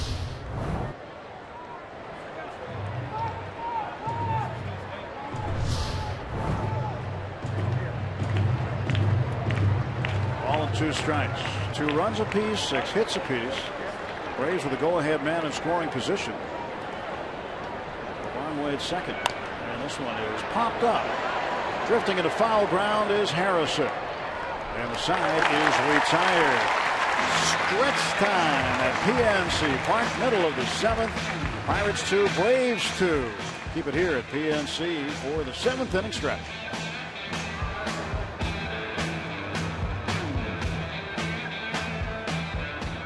Fans, it's time for the 7th inning stretch. We invite you now to stand, follow the bouncing Eaton Park Smiley Cookie, and join everyone watching at home on Root Sports as we sing Take Me Out to the Ball Game.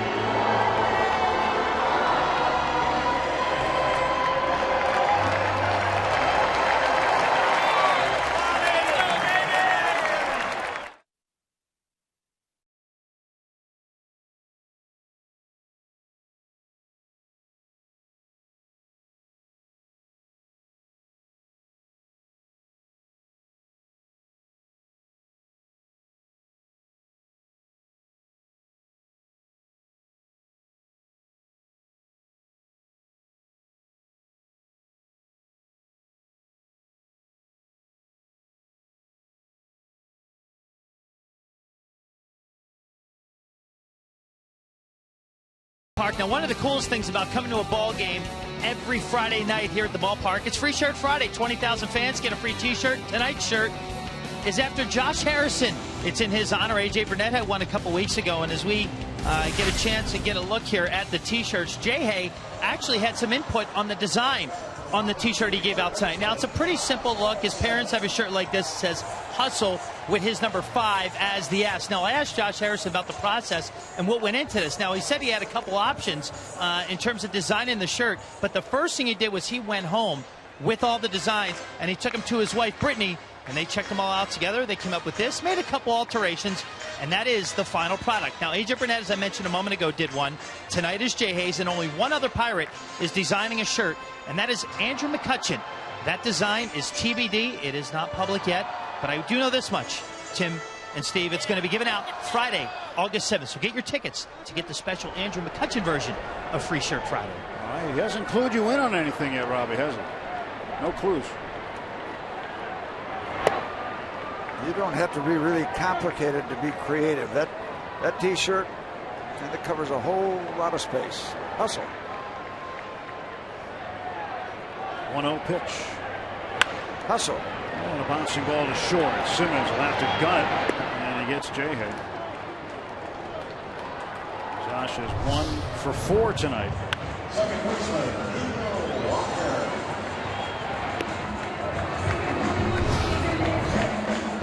Nick Massett gets the first out. Massett in for Luis Avalon. He's been on a nice run, taking his ERA down under 3. Massett, former Cincinnati Red. Pirates used to see him every now and again. He has given up 3 home runs. Start thinking along those lines as you get this deep into the ball game. Massett's pitch to Walker. Strike 1. Right-handers hitting .300 against Massett, 15 for 50, but lefties hitting just .212, 7 out of 33.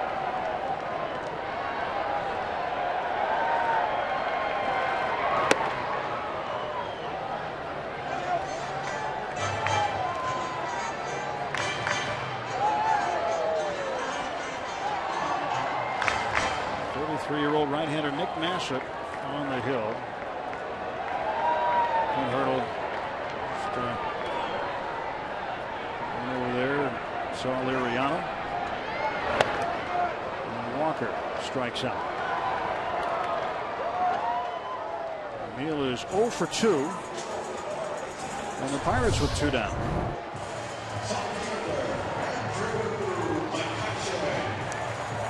Pretty good breaking ball by Massett. Breaking ball, yep.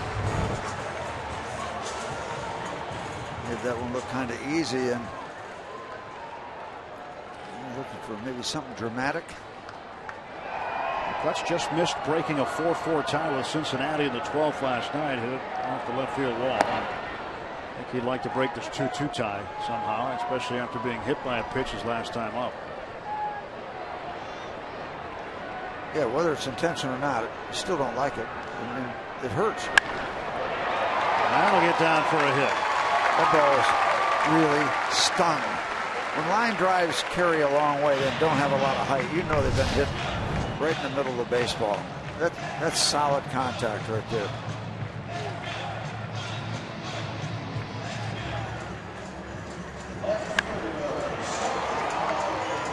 That ball's hit.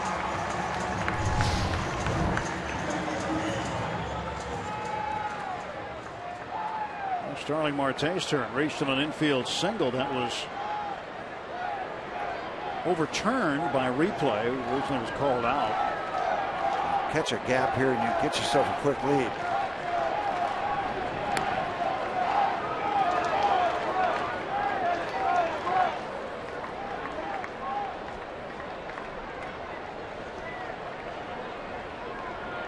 Yuri Perez, the center fielder, playing very deep with 2 outs.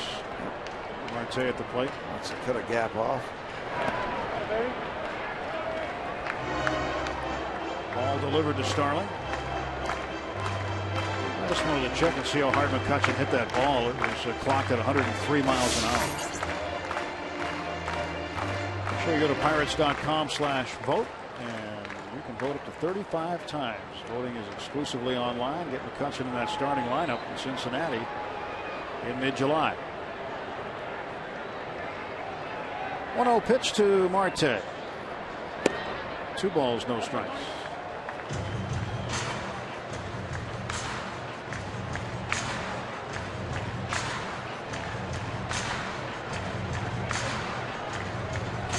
A quick visit by LaVarnway as he goes out to talk to Massett.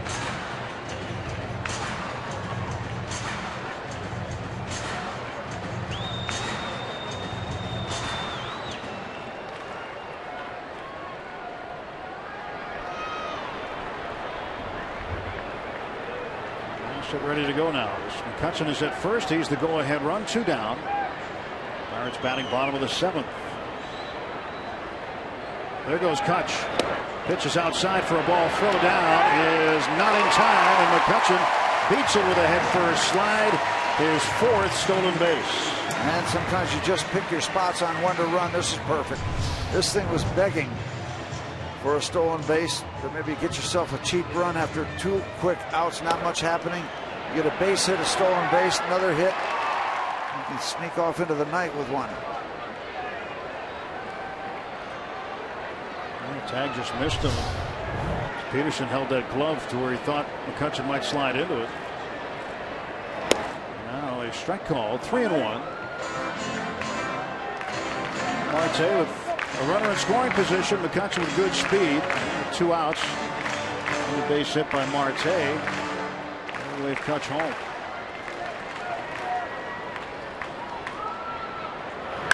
This one's hit well to left field, but going back on it goes. He will catch up to it right in front of the warning track. No runs, a hit, 1 man left. We'll go to the 8th, all even at 2.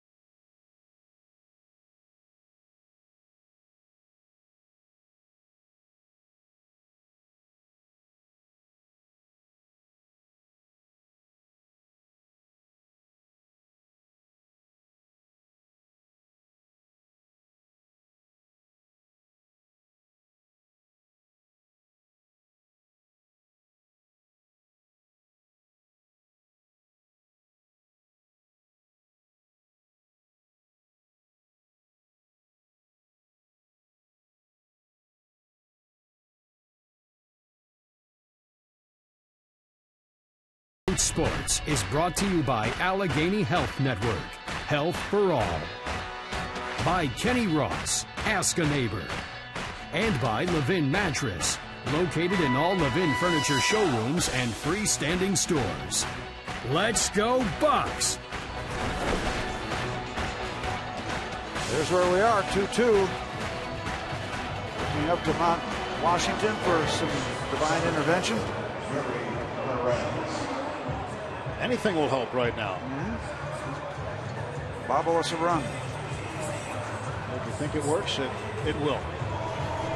We're going to have it in the hands of Jared Hughes now as he takes over for Liriano. Went 7 solid innings, very much a quality start. A couple of runs on 6 hits. He walked 3, and he struck out 3.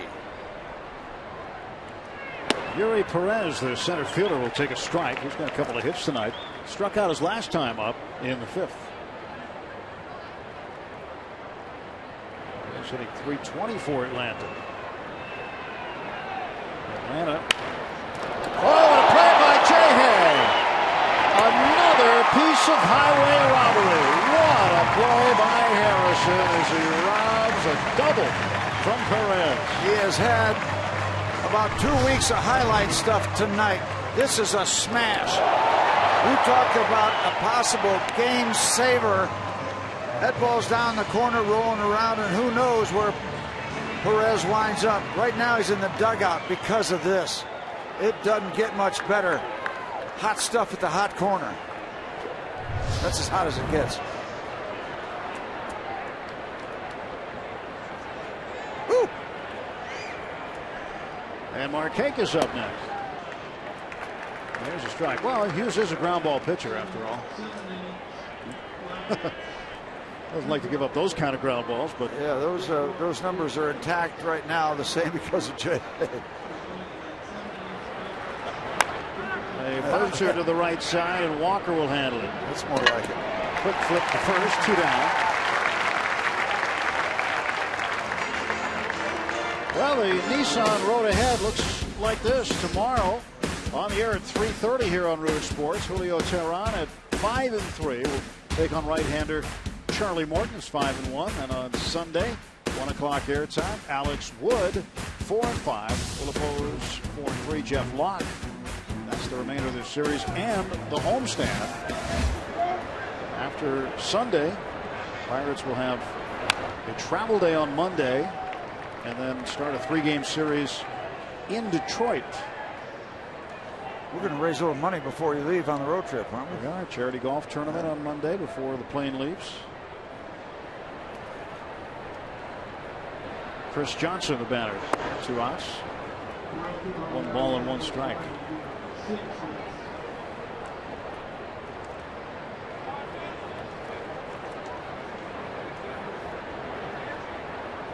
One and 1 the count to first baseman. Hughes delivers. And a ground ball. 3 ground balls. Oh, wicked hop. Mercer stayed with it. Not an easy play. It jumped up off the lip of the infield.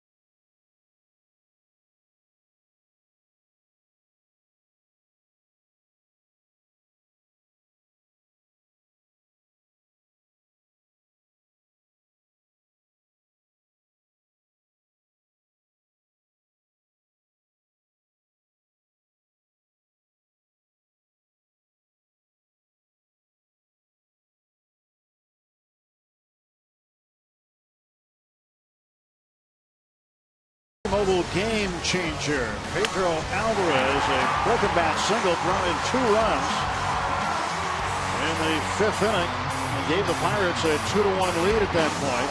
Pedro's first RBIs off the lefty this year.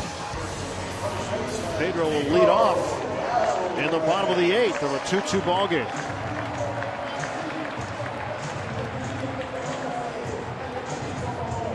Face a new pitcher as the Braves have made a couple of changes. Kelly Johnson takes over for Chris Johnson at first. And the new pitcher is, well, why not? Jim Johnson. Remember the old commercial, remember? You can call me Ray, you can call me Jay, but it doesn't have to call me Johnson. A long strike for Pedro.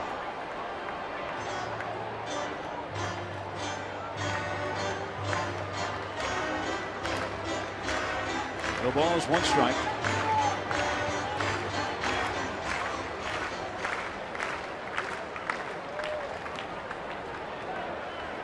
And here is the 0-1. Pedro again fouling it back. 94, 95 miles an hour. Thank you very much.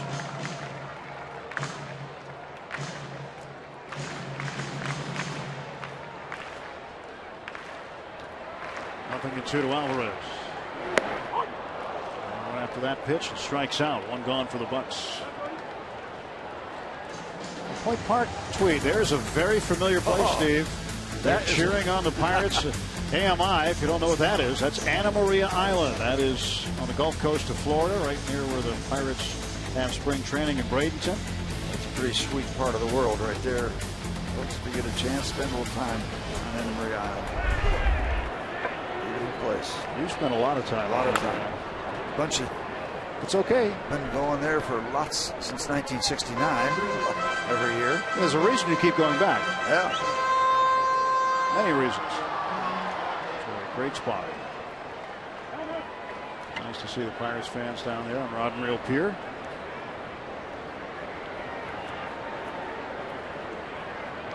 It's one of the 2 fishing piers that are near the tip of Anna Maria Island. City piers, the other one. Yep. The north, very tip of Anna Maria. Jordy up to 217. He is 1 for 3 tonight with a double. And up the middle for a base hit. Pretty solidly struck by Mercer. He has his 2nd hit of the night.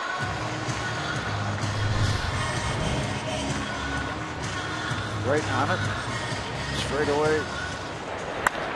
Smoked on the ground.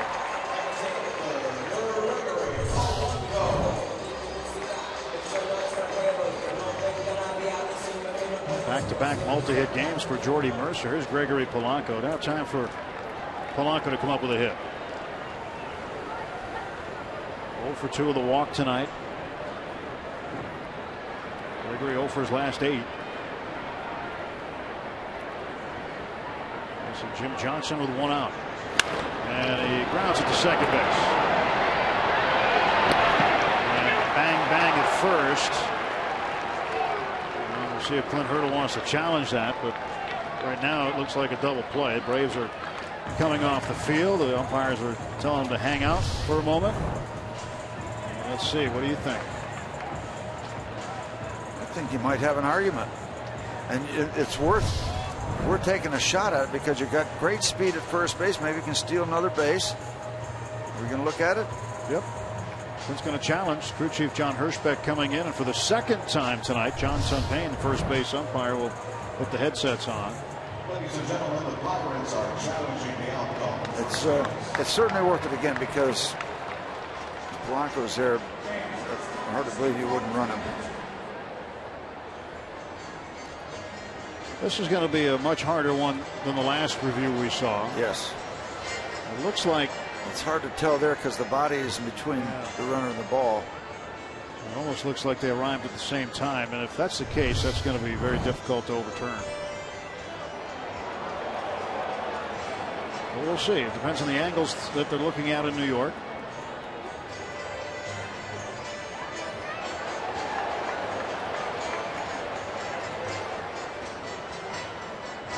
And it's just hard to tell when Kelly Johnson possessed the baseball. And you've got some umpires sitting in the stands of this 35,000 plus gathering that thinks we might have a case. The last review took 1 minute and 12 seconds of an easy call, so this one might take a little longer.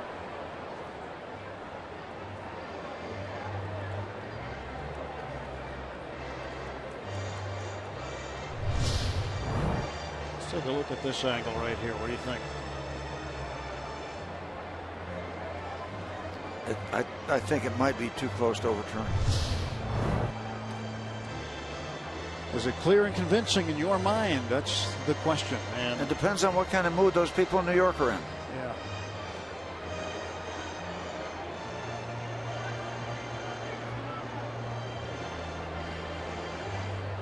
Gregory Polanco watching patiently. And this could be the end of the inning. It might not be. If the call is upheld, more than likely it'll be referred to as a call that stands instead of one that's confirmed. Yep. And you have umpires in New York that look at this. This is not some guy working on Wall Street. These are umpires.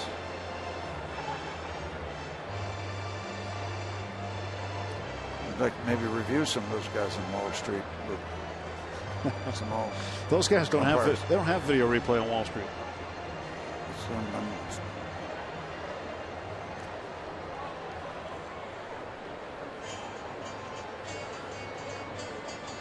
Robbie, something happened in San Francisco?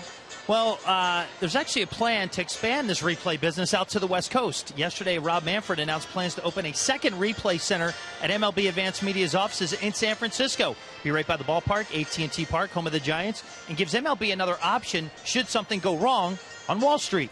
Now, no date has been set yet for it to open, but they're still in the planning stages. But given its proximity, Steve, to Silicon Valley and all the technology, I know you're a huge technology guy, gives them another option. Well, yeah, it does. Yeah, I think we're getting a call here. I'd rather review some stuff on Napa. Well, Polanco is out, and that'll go 4-6-3. Inning-ending double play. No runs, a hit, that's it. And we move to inning number 9.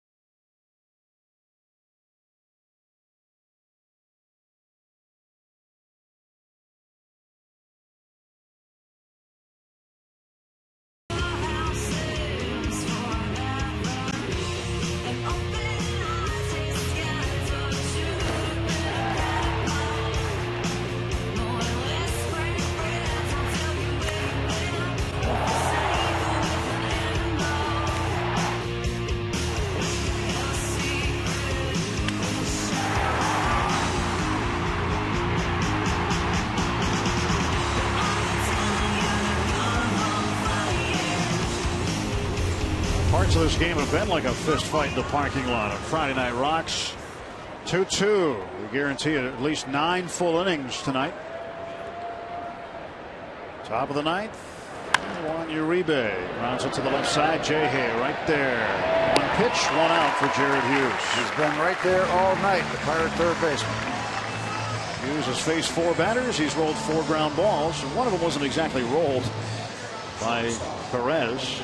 Terrific play by Harrison. We are highlighting the magic of unexpected, never should have happened victories tonight on Inside Pirates Baseball. Jason Kendall, Pie Trainer, and Don Slaughter are a few who sealed a win by ripping it away from a surefire defeat. And you can see them all on Inside Pirates Baseball. 10 great comebacks tonight after postgame on Root Sports. Another early swing in the count by Andrelton Simmons, and another ground ball out as Mercer takes care of that. Jared Hughes barely breaking a sweat tonight. Yeah, this is looking kind of easier than his run in from the bullpen so far. 2 quick outs, and here is Johnny Gomes. I'll tell you that first out that Jared Hughes threw to Atlanta batter that Josh Harrison made the play on. That might be top 3 plays at third base I've seen this year.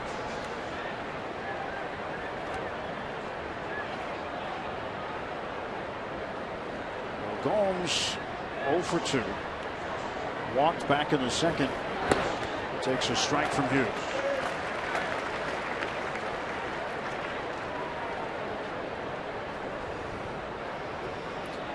And the Phillies sure did knock Max Scherzer around.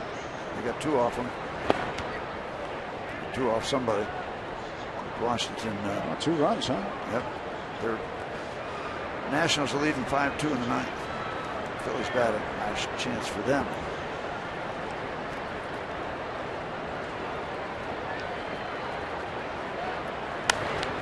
Popped up.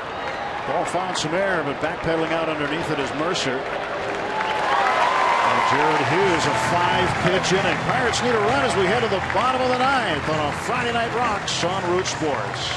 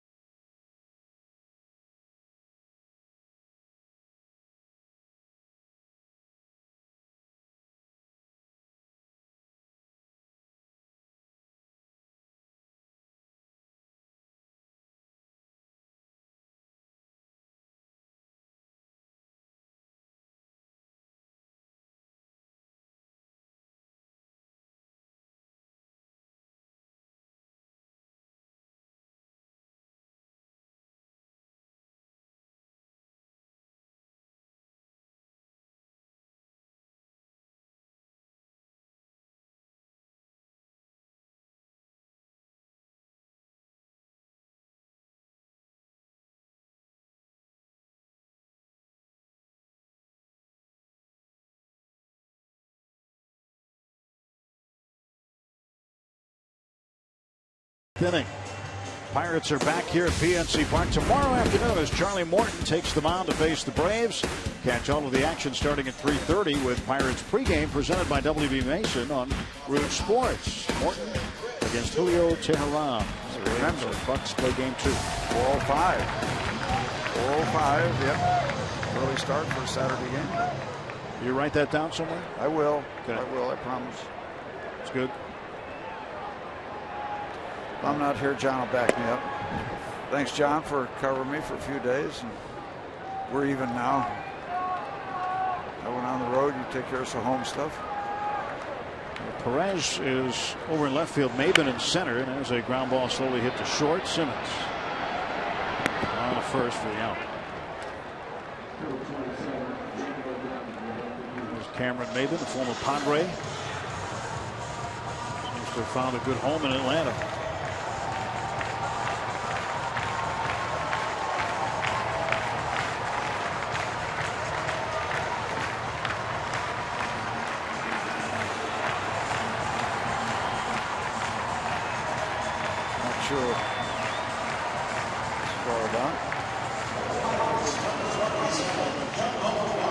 John O'Gunn gets to bat in the bottom of the 9th inning, and his fellow countrymen back home watching live right now on NBC in South Korea.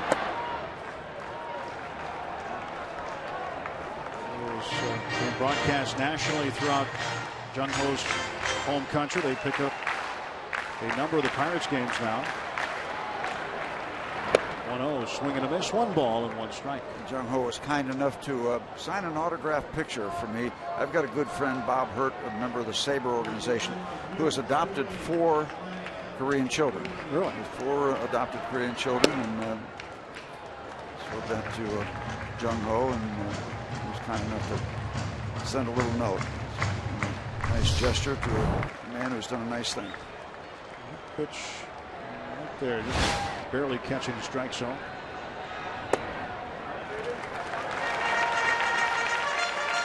Well, the count will go to 3-1 on Jung Ho.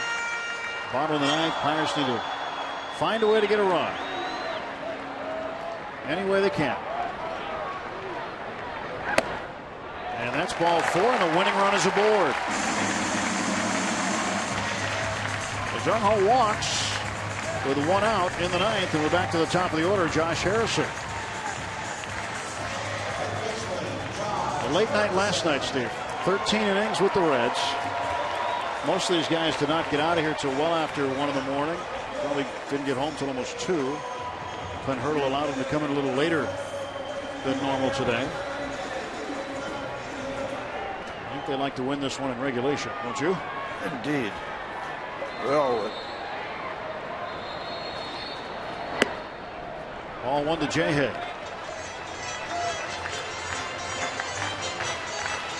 About as straight up his alignment defensively as you can find, infield and outfield, and straight away. Best bet might be to try to find a corner. And bounce around one of the corners. Throw to first, and Jung Ho gets back. Or throw it away over to first base. Jung Ho kind of saunter over to third. 1 out, bottom of the 9th. 1-0 pitch to J-Hay. And that is just on the outside edge for a called strike. 1-1. No lack of speed from Jim Johnson at 96 miles an hour.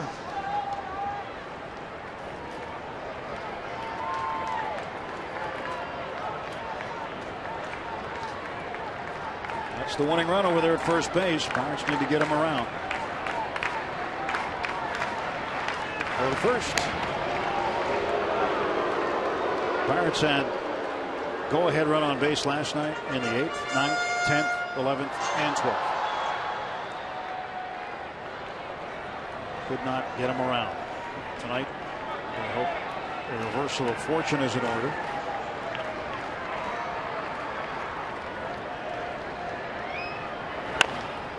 Slowly hit ball foul, third base. And strike 2. Trying to turn around some serious heat. Mark Melanson in case we go to the 10th.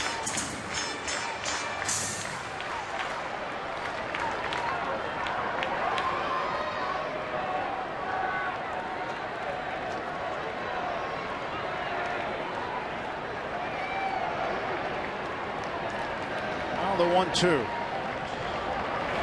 Harrison to the right side. That ball will make the seats.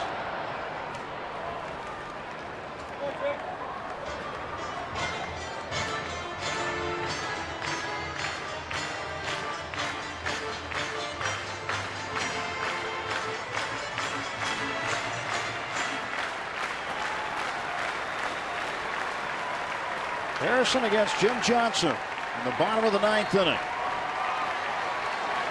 Pirates leadoff man 1 for 4. Had a single in the 3rd. Stays alive.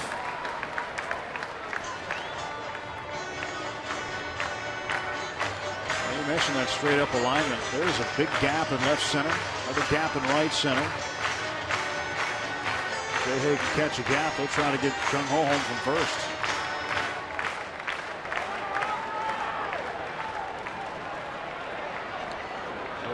Base and Jung Ho back. Got to catch the gap, and it's got to go to the wall. And get him to score from first. Yep. Johnson's got his sign from Lavarn way. Stretch by the right-hander in the 1-2 pitch. J-Hay, a shot right at Simmons. Throw to first. It is away from Kelly Johnson, and Jung Ho down to second base safely.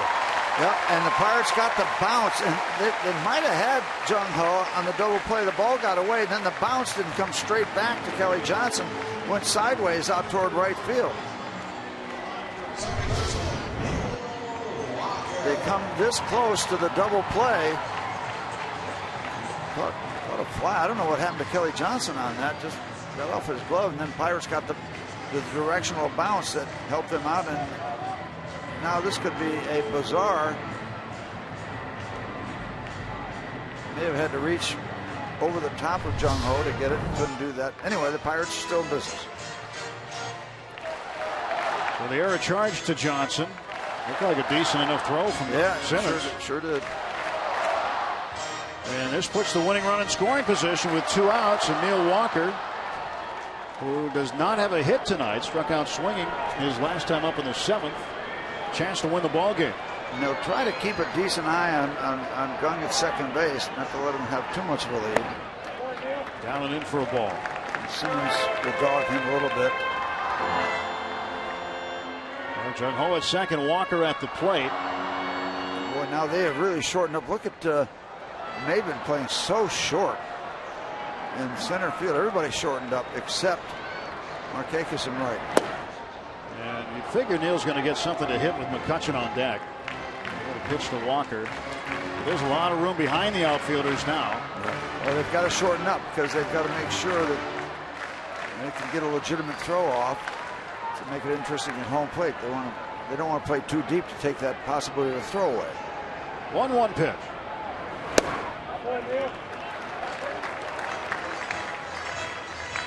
2 balls, 1 strike. 2 outs. So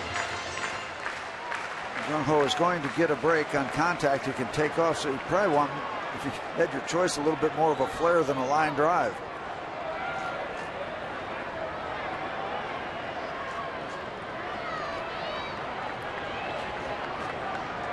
Johnson checks second. 2-1. And now it's 2-2. Went away from the fastball, and now he's still got that 95, 96 mile an hour fastball in his back pocket after getting his second strike on the off-speed pitch. And that's a good place for a pitcher to be that can throw that hard. Neil's got to protect against the fastball and then try to adjust to something softer.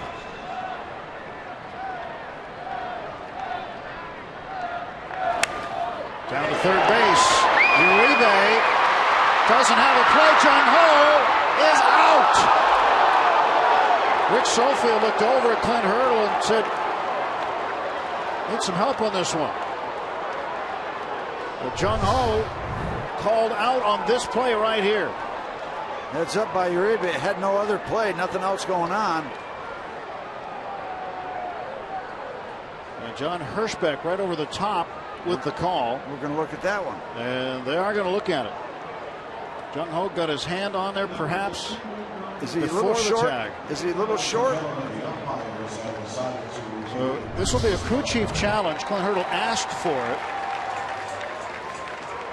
And after the 7th inning, you can ask for a challenge and get one if the umpires feel they want to look at it again. It's just a matter if the hand is short. Did he get the fingertips on there before the tag was applied to the forearm?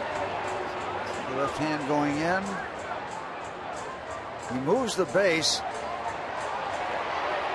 Certainly got an argument. Well, that's interesting because the base did move in a direction that his fingers would move it, not the way Uribe would move it if he hit it with his glove. So it looks like he got there first based on that.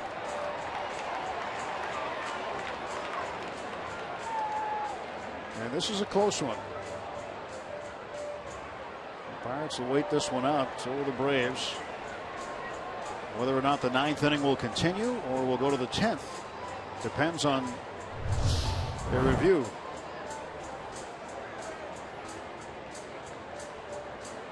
Look at that. The fingers moved the base. Well, the first time the fingers went down, was it still a little bit short till he extended one final time?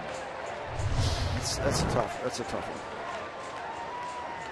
Well, the evidence that he touched it is that the base moved. But again, it's hard to tell when the glove touched him at that point.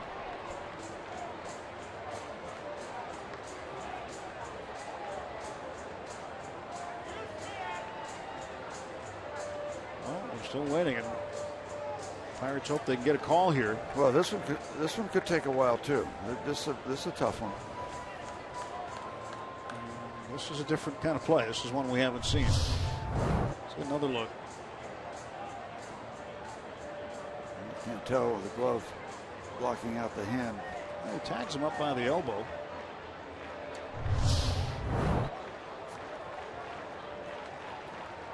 And Hirschbeck, the crew chief who made the call, is taking the headphones off, and they will uphold the call. And for the second straight night, we will go to extra innings. 2-2 after 9.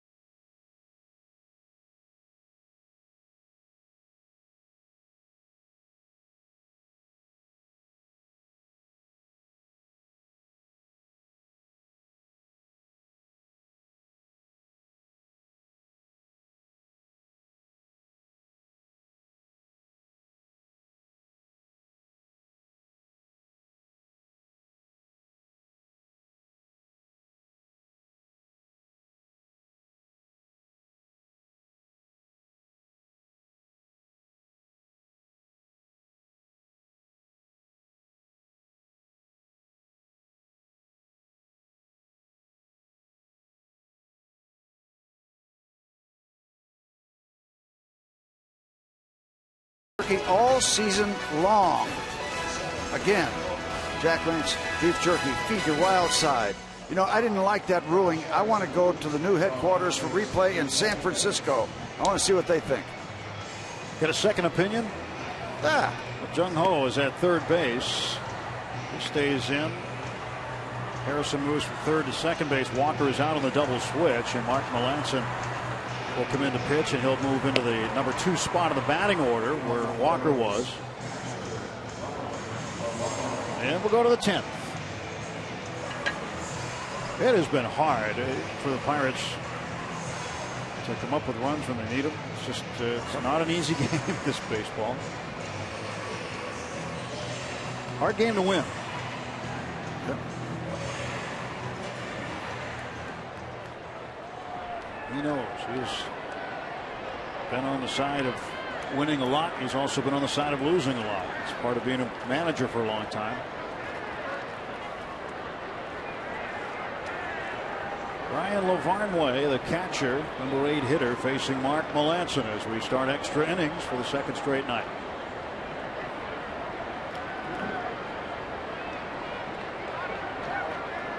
Pirates are 2-7 in extra inning games. Ouch. Right to Harrison. Bobbles it, has time. 1 out. Well, you're not going to get anything by him.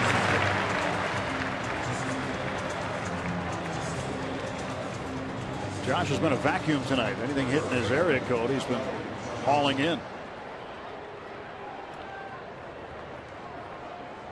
Now Kelly Johnson.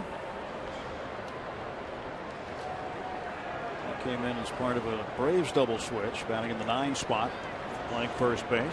Got an old friend warming up in the Atlanta bullpen. Jason Grilli.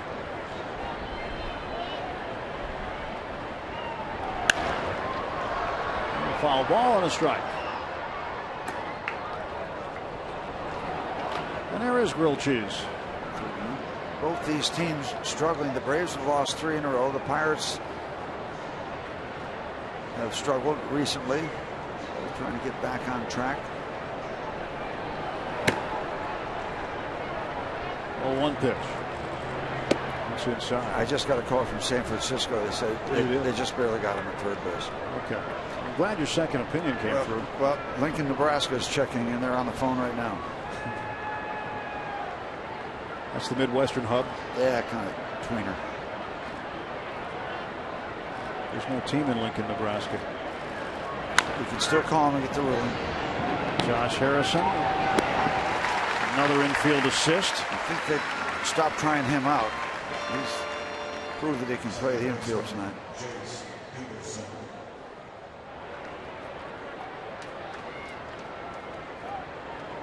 It's 9 infield assists for Jay Hay and 2 putouts.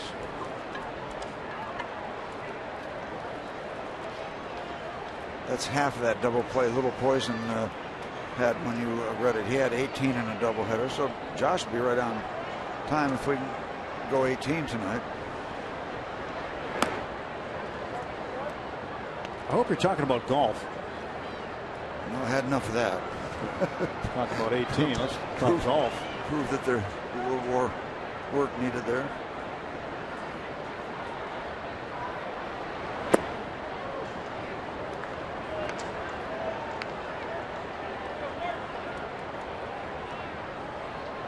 Two balls, no strikes.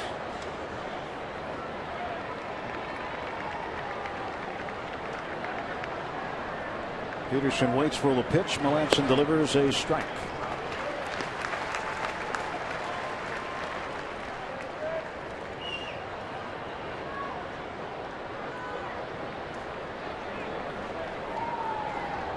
Melanson looks in at Stewart, has his sign. Mark's cutter has been exceptional. Cut fastball that he throws, especially the lefties too. Ball just kind of darts down and in, moves toward the left-handed hitters. See batters just swinging over the top of it. See if he comes with one here on a 3-1 count. They did not, but he came over the outside part of the plate, picked up strike 2. Little back door.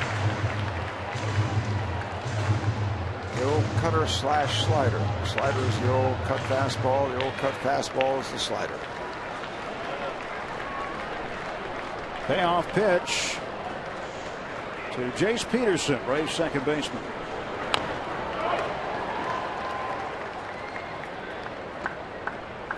It's been a long time since I've seen a guy with an extended period of time covering several seasons that can be as consistent as Mark is on that first base side of home plate for that cover. Mark is the major league leader in saves with 24. Not a save situation here, but he can save the top of the 10th. He can. Working in a a 2-2 tie at home.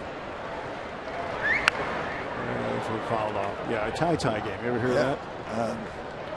You have a tie, I have a tie. That makes it a tie game. Right in on the handle of the bat.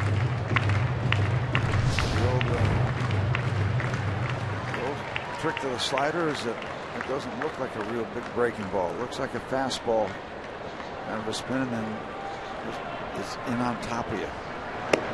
Walked it. That time more of a traditional fastball, it seemed like. So the door left open a crack for the Braves. 2-out walk is issued. Now Yuri Perez, who started in center field, now is playing in left.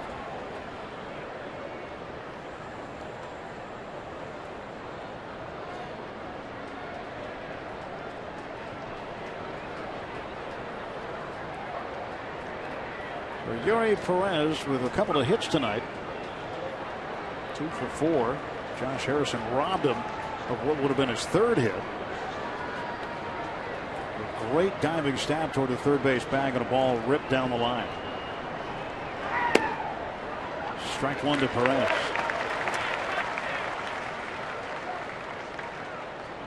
Gets out in front, but you ask Mark right now, he might tell you he'd rather have that ball a little more downstairs.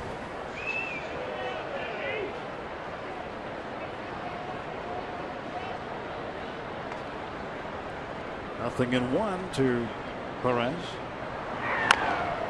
Chopper down toward third, right on the line. Jung Ho's got it. Whoops at the first to get him, and they're calling it a foul ball. The home plate umpire Bill Welke, who has that call.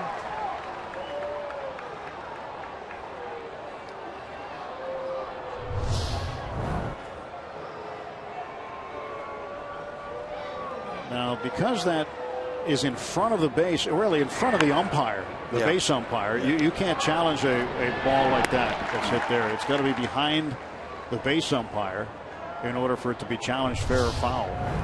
So what Bill Welke says here in this situation goes. Yeah, and it's a tough call for the third base umpire because you got the player in between you and the ball. The home plate umpire has nothing in front of him and the ball. I mean, the ball was clearly in front of the base. It may have hit the chalk line, and if it hadn't come down yet, it's still fair.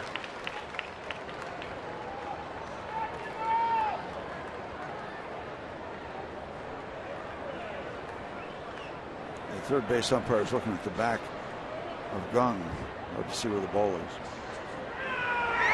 And a swing and a miss, and that is strike 3. So Perez goes down on strikes. Pirates coming to bat in the bottom of the 10th.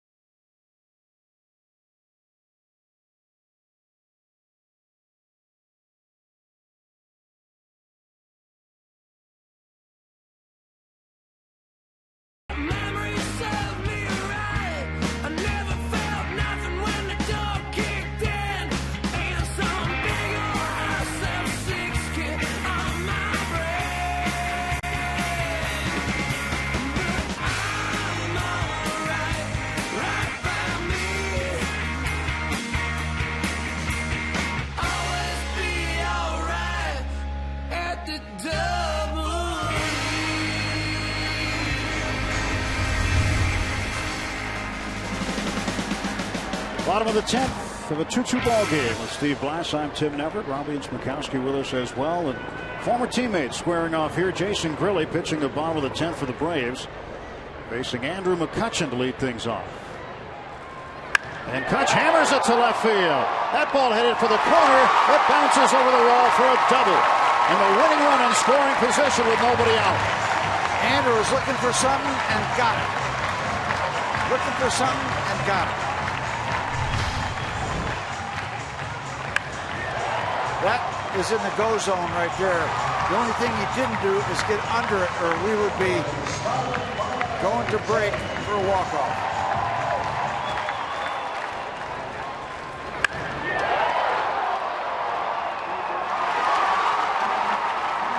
Well, the Pirates set up shop here in the bottom of the 10th. By the way, keep the score. Johnson goes 2 scoreless, hit, walk, strikeout. They'll walk Starling Marte intentionally. And then they match up will be Pedro Alvarez against Grilly. We've got an angry bunch in the stands. Over 34,000 tonight.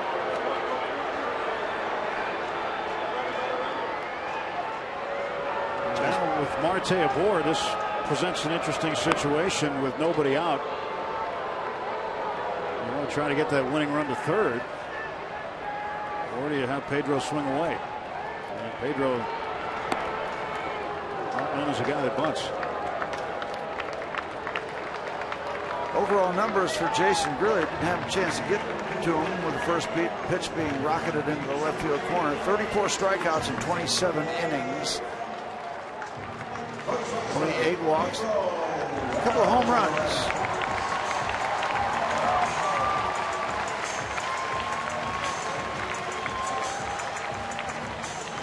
Pedro will now stand in with runners at first and second and nobody out.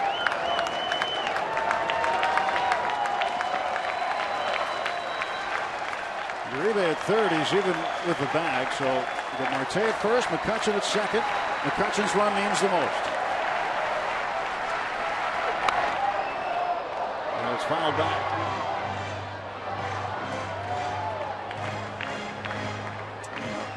Simmons trying to keep an eye on Andrew McCutchen at second base. Pedro came up with 2 RBIs in the 5th inning with a base hit. He has 2 hits in the game. Let him drive all men tonight.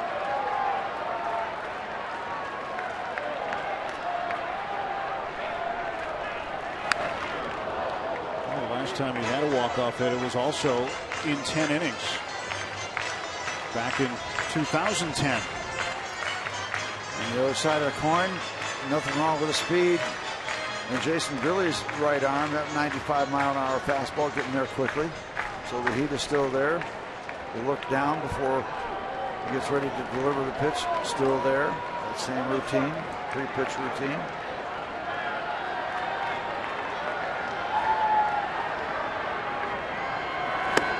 One ball, 2 strikes.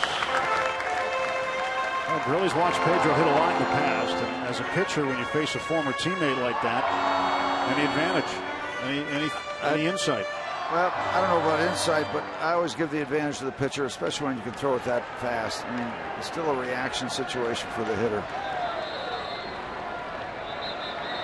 Got him in a tough spot. Straight back into the seats. Hanging in there. Backs off the fastball, and Pedro stays with it.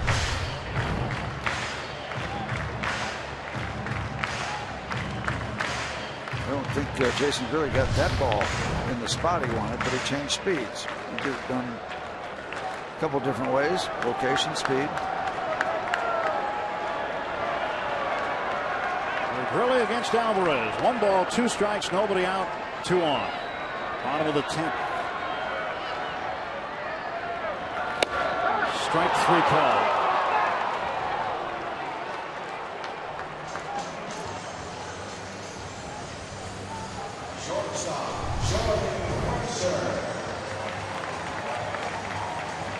Outside. Grilly got a call, and Alvarez sits down, 1 out. Jordy Mercer has hit the ball hard tonight. Good at bats.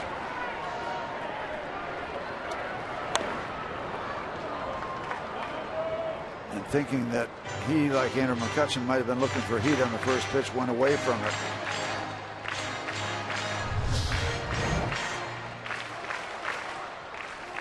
Touch dancing around off of second base. He's itching to get home.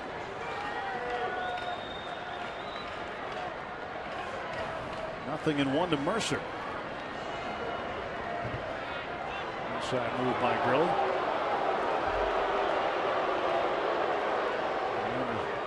Same fans who used to cheer wildly for Grilly now booing him.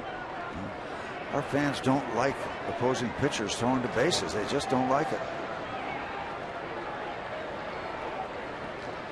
Does he stay with the off-speed pitch to Jordy? Does he go back to the heat? Stays the breaking ball. Gurley was signed by the Braves to be a setup man for Craig Kimbrell. That's what he thought when he went to spring training. He and Jim Johnson were going to put 7-8 inning rolls. He was fine with that. He was all good to go. And then the Padres made the trade with the Braves, acquiring Kimbrell. And then Gurley found himself back in a closer's position. Might have been part of the decision.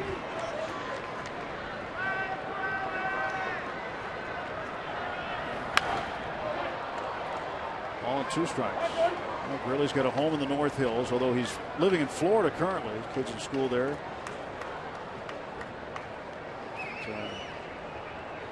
His home not very far from where Neil Walker grew up.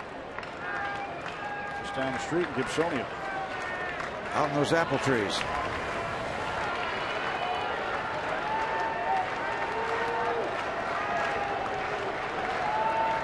Two on, 1 out. 1-2 pitch.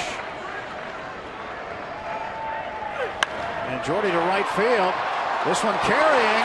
This ball is going to be off the wall. And catching around third. And the Pirates win it. Jordy Mercer with a walk-off. The Bucks take game 1 against the Braves. 3-2. It's the 3rd career walk-off hit for Mercer. And his 3rd hit of the night. He's had a good night. He's had good at-bats. And the Pirates really needed this one. This is pretty satisfying after the frustration of last night. Get that taste out of your mouth. Play a good solid ball game. Good pitching. Really superb defense.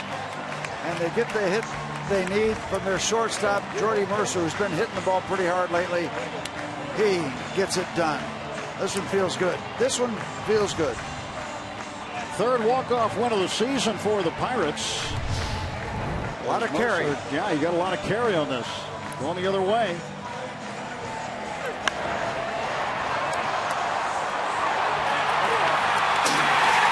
That's all she wrote.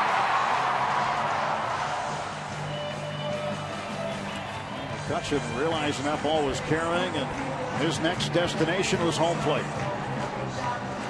He was full throttle coming around third base.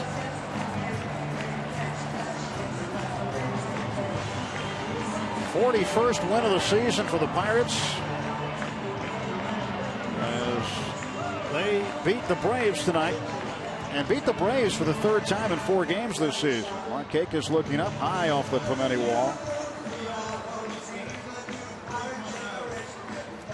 Robbie Ince-Mikowski is standing by with 3-hit walk-off man, Jordy Mercer. What a night it was for Jordy Mercer and the Buccos. He sends the fans home happy with a victory. Jordy, 1-2 pitch, Jason Gurley, you knock it off the wall, win the ball game. What's it like to send these fans home a winner?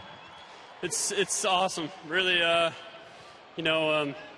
these fans have been here, and I'm kind of lost the words right now, but we just fought. We battled. We got the win. We got the lead. They came back, and then we continued to battle. These last 2 days have been tough.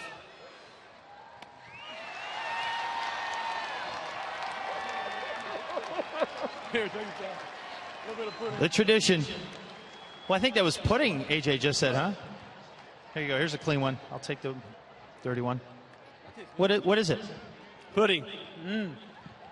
Jay Hayes was whipped cream on his walk-off. 1-2 pitch, Pedro Alvarez, he gets him to strike out. 1-2 pitch to you. What are you looking for in that situation? What were you watching when Pedro was up? Well, being played with Gurley, he likes to sidestep and throw the fastball up. And first 2 pitches, he threw sliders to me. So, just kind of gearing up, getting ready for that sidestep fastball. He threw it the pitch before, fouled it back, and then he came right back to it and was able to get some good wood on it. How much does that play into it, the fact that you know Gurley and were a teammate of his for a couple of years? It helps. It definitely helps playing behind him and for a couple of years and knowing what his strengths are and what he likes to do. And that was my mindset going into the bat. Does it make it more fun, at least from a sense of bragging rights, to do it against him? He was a good teammate here, and he helped us win and helped us get us back on the map. And now he's on the other side, so what's better than to walk him off, I guess. The starters were dominant for the last couple of weeks. Now the bullpen has had to log a lot of innings. What kind of boost have they provided this club, given the job that they've done? Huge, especially these long games, to keep us in the game and to keep us each and every inning, to give us a chance to win the game. And they've been a big pickup, especially, like I said, in these late innings that Worley last night, man, he threw a heck of a game and gave us a big boost for an extra inning game tonight. Thanks, Jordy. Thank you. Jordy Mercer, tonight's hero. Buccos take game one. The 3-game set. Rob King, Kent DeColvey. Guys, a happy ride home for everybody. Sure is, Robbie. Thanks very much. Jordy Mercer supplying the win for the Pirates. And Tika, I think important in a couple of ways. First of all, after that 8-game winning streak, the Pirates had lost 5 of their last 6 ball games. We talked about it earlier in the week. Okay, but it needs to stop at some point so you still get something out of that 8-game winning streak. The other thing is they were just 2-7 in extra inning games. So not only maybe turn that streak around, but also win an extra inning game. Pretty important. And, that streak of, the 5 out of 6, were a lot of low-scoring, close games. That's what tonight was, another low-scoring, close game. So, they finally were able to win one of those. And number 2, the extra inning games, they have not had a good lot of success this year in extra innings, but be able to put it together tonight and get the win. Yeah, that has to feel good on a couple fronts. Obviously, you still would like to have more runs, but at least tonight they were able to manage what they had and turn it into a win. Just like we promised earlier in the game, it's Miller time, presented by Miller Lite, and it is. Jordy Mercer coming up with a big hit. McCutchen doubles the intentional walk to Marte after Alvarez is struck out. It is the big double by Jordy Mercer off the Clemente wall in right field that drives in McCutchen and provides the Bucs with the 3-2 10-inning win over the Atlanta Braves as they begin a 3-game set against the Atlanta Braves tonight with a victory here at PNC Park. Well, coming up next in this Friday Night Rocks edition of Pirates postgame presented by Allegheny Health Network, we will have extended highlights of this victory tonight for the Pirates, a big one for the Bucs. We'll also have postgame reaction from Clint Hurdle and inside the Pirates clubhouse. Kent DeColvey will provide plenty of analysis as well. We also have highlights from around the league and to look forward to tomorrow's pitching matchup. An afternoon game should be another good one with Julio Teheran going against Charlie Morton. All that and more coming up next on Pirates postgame presented by the Allegheny Health Network.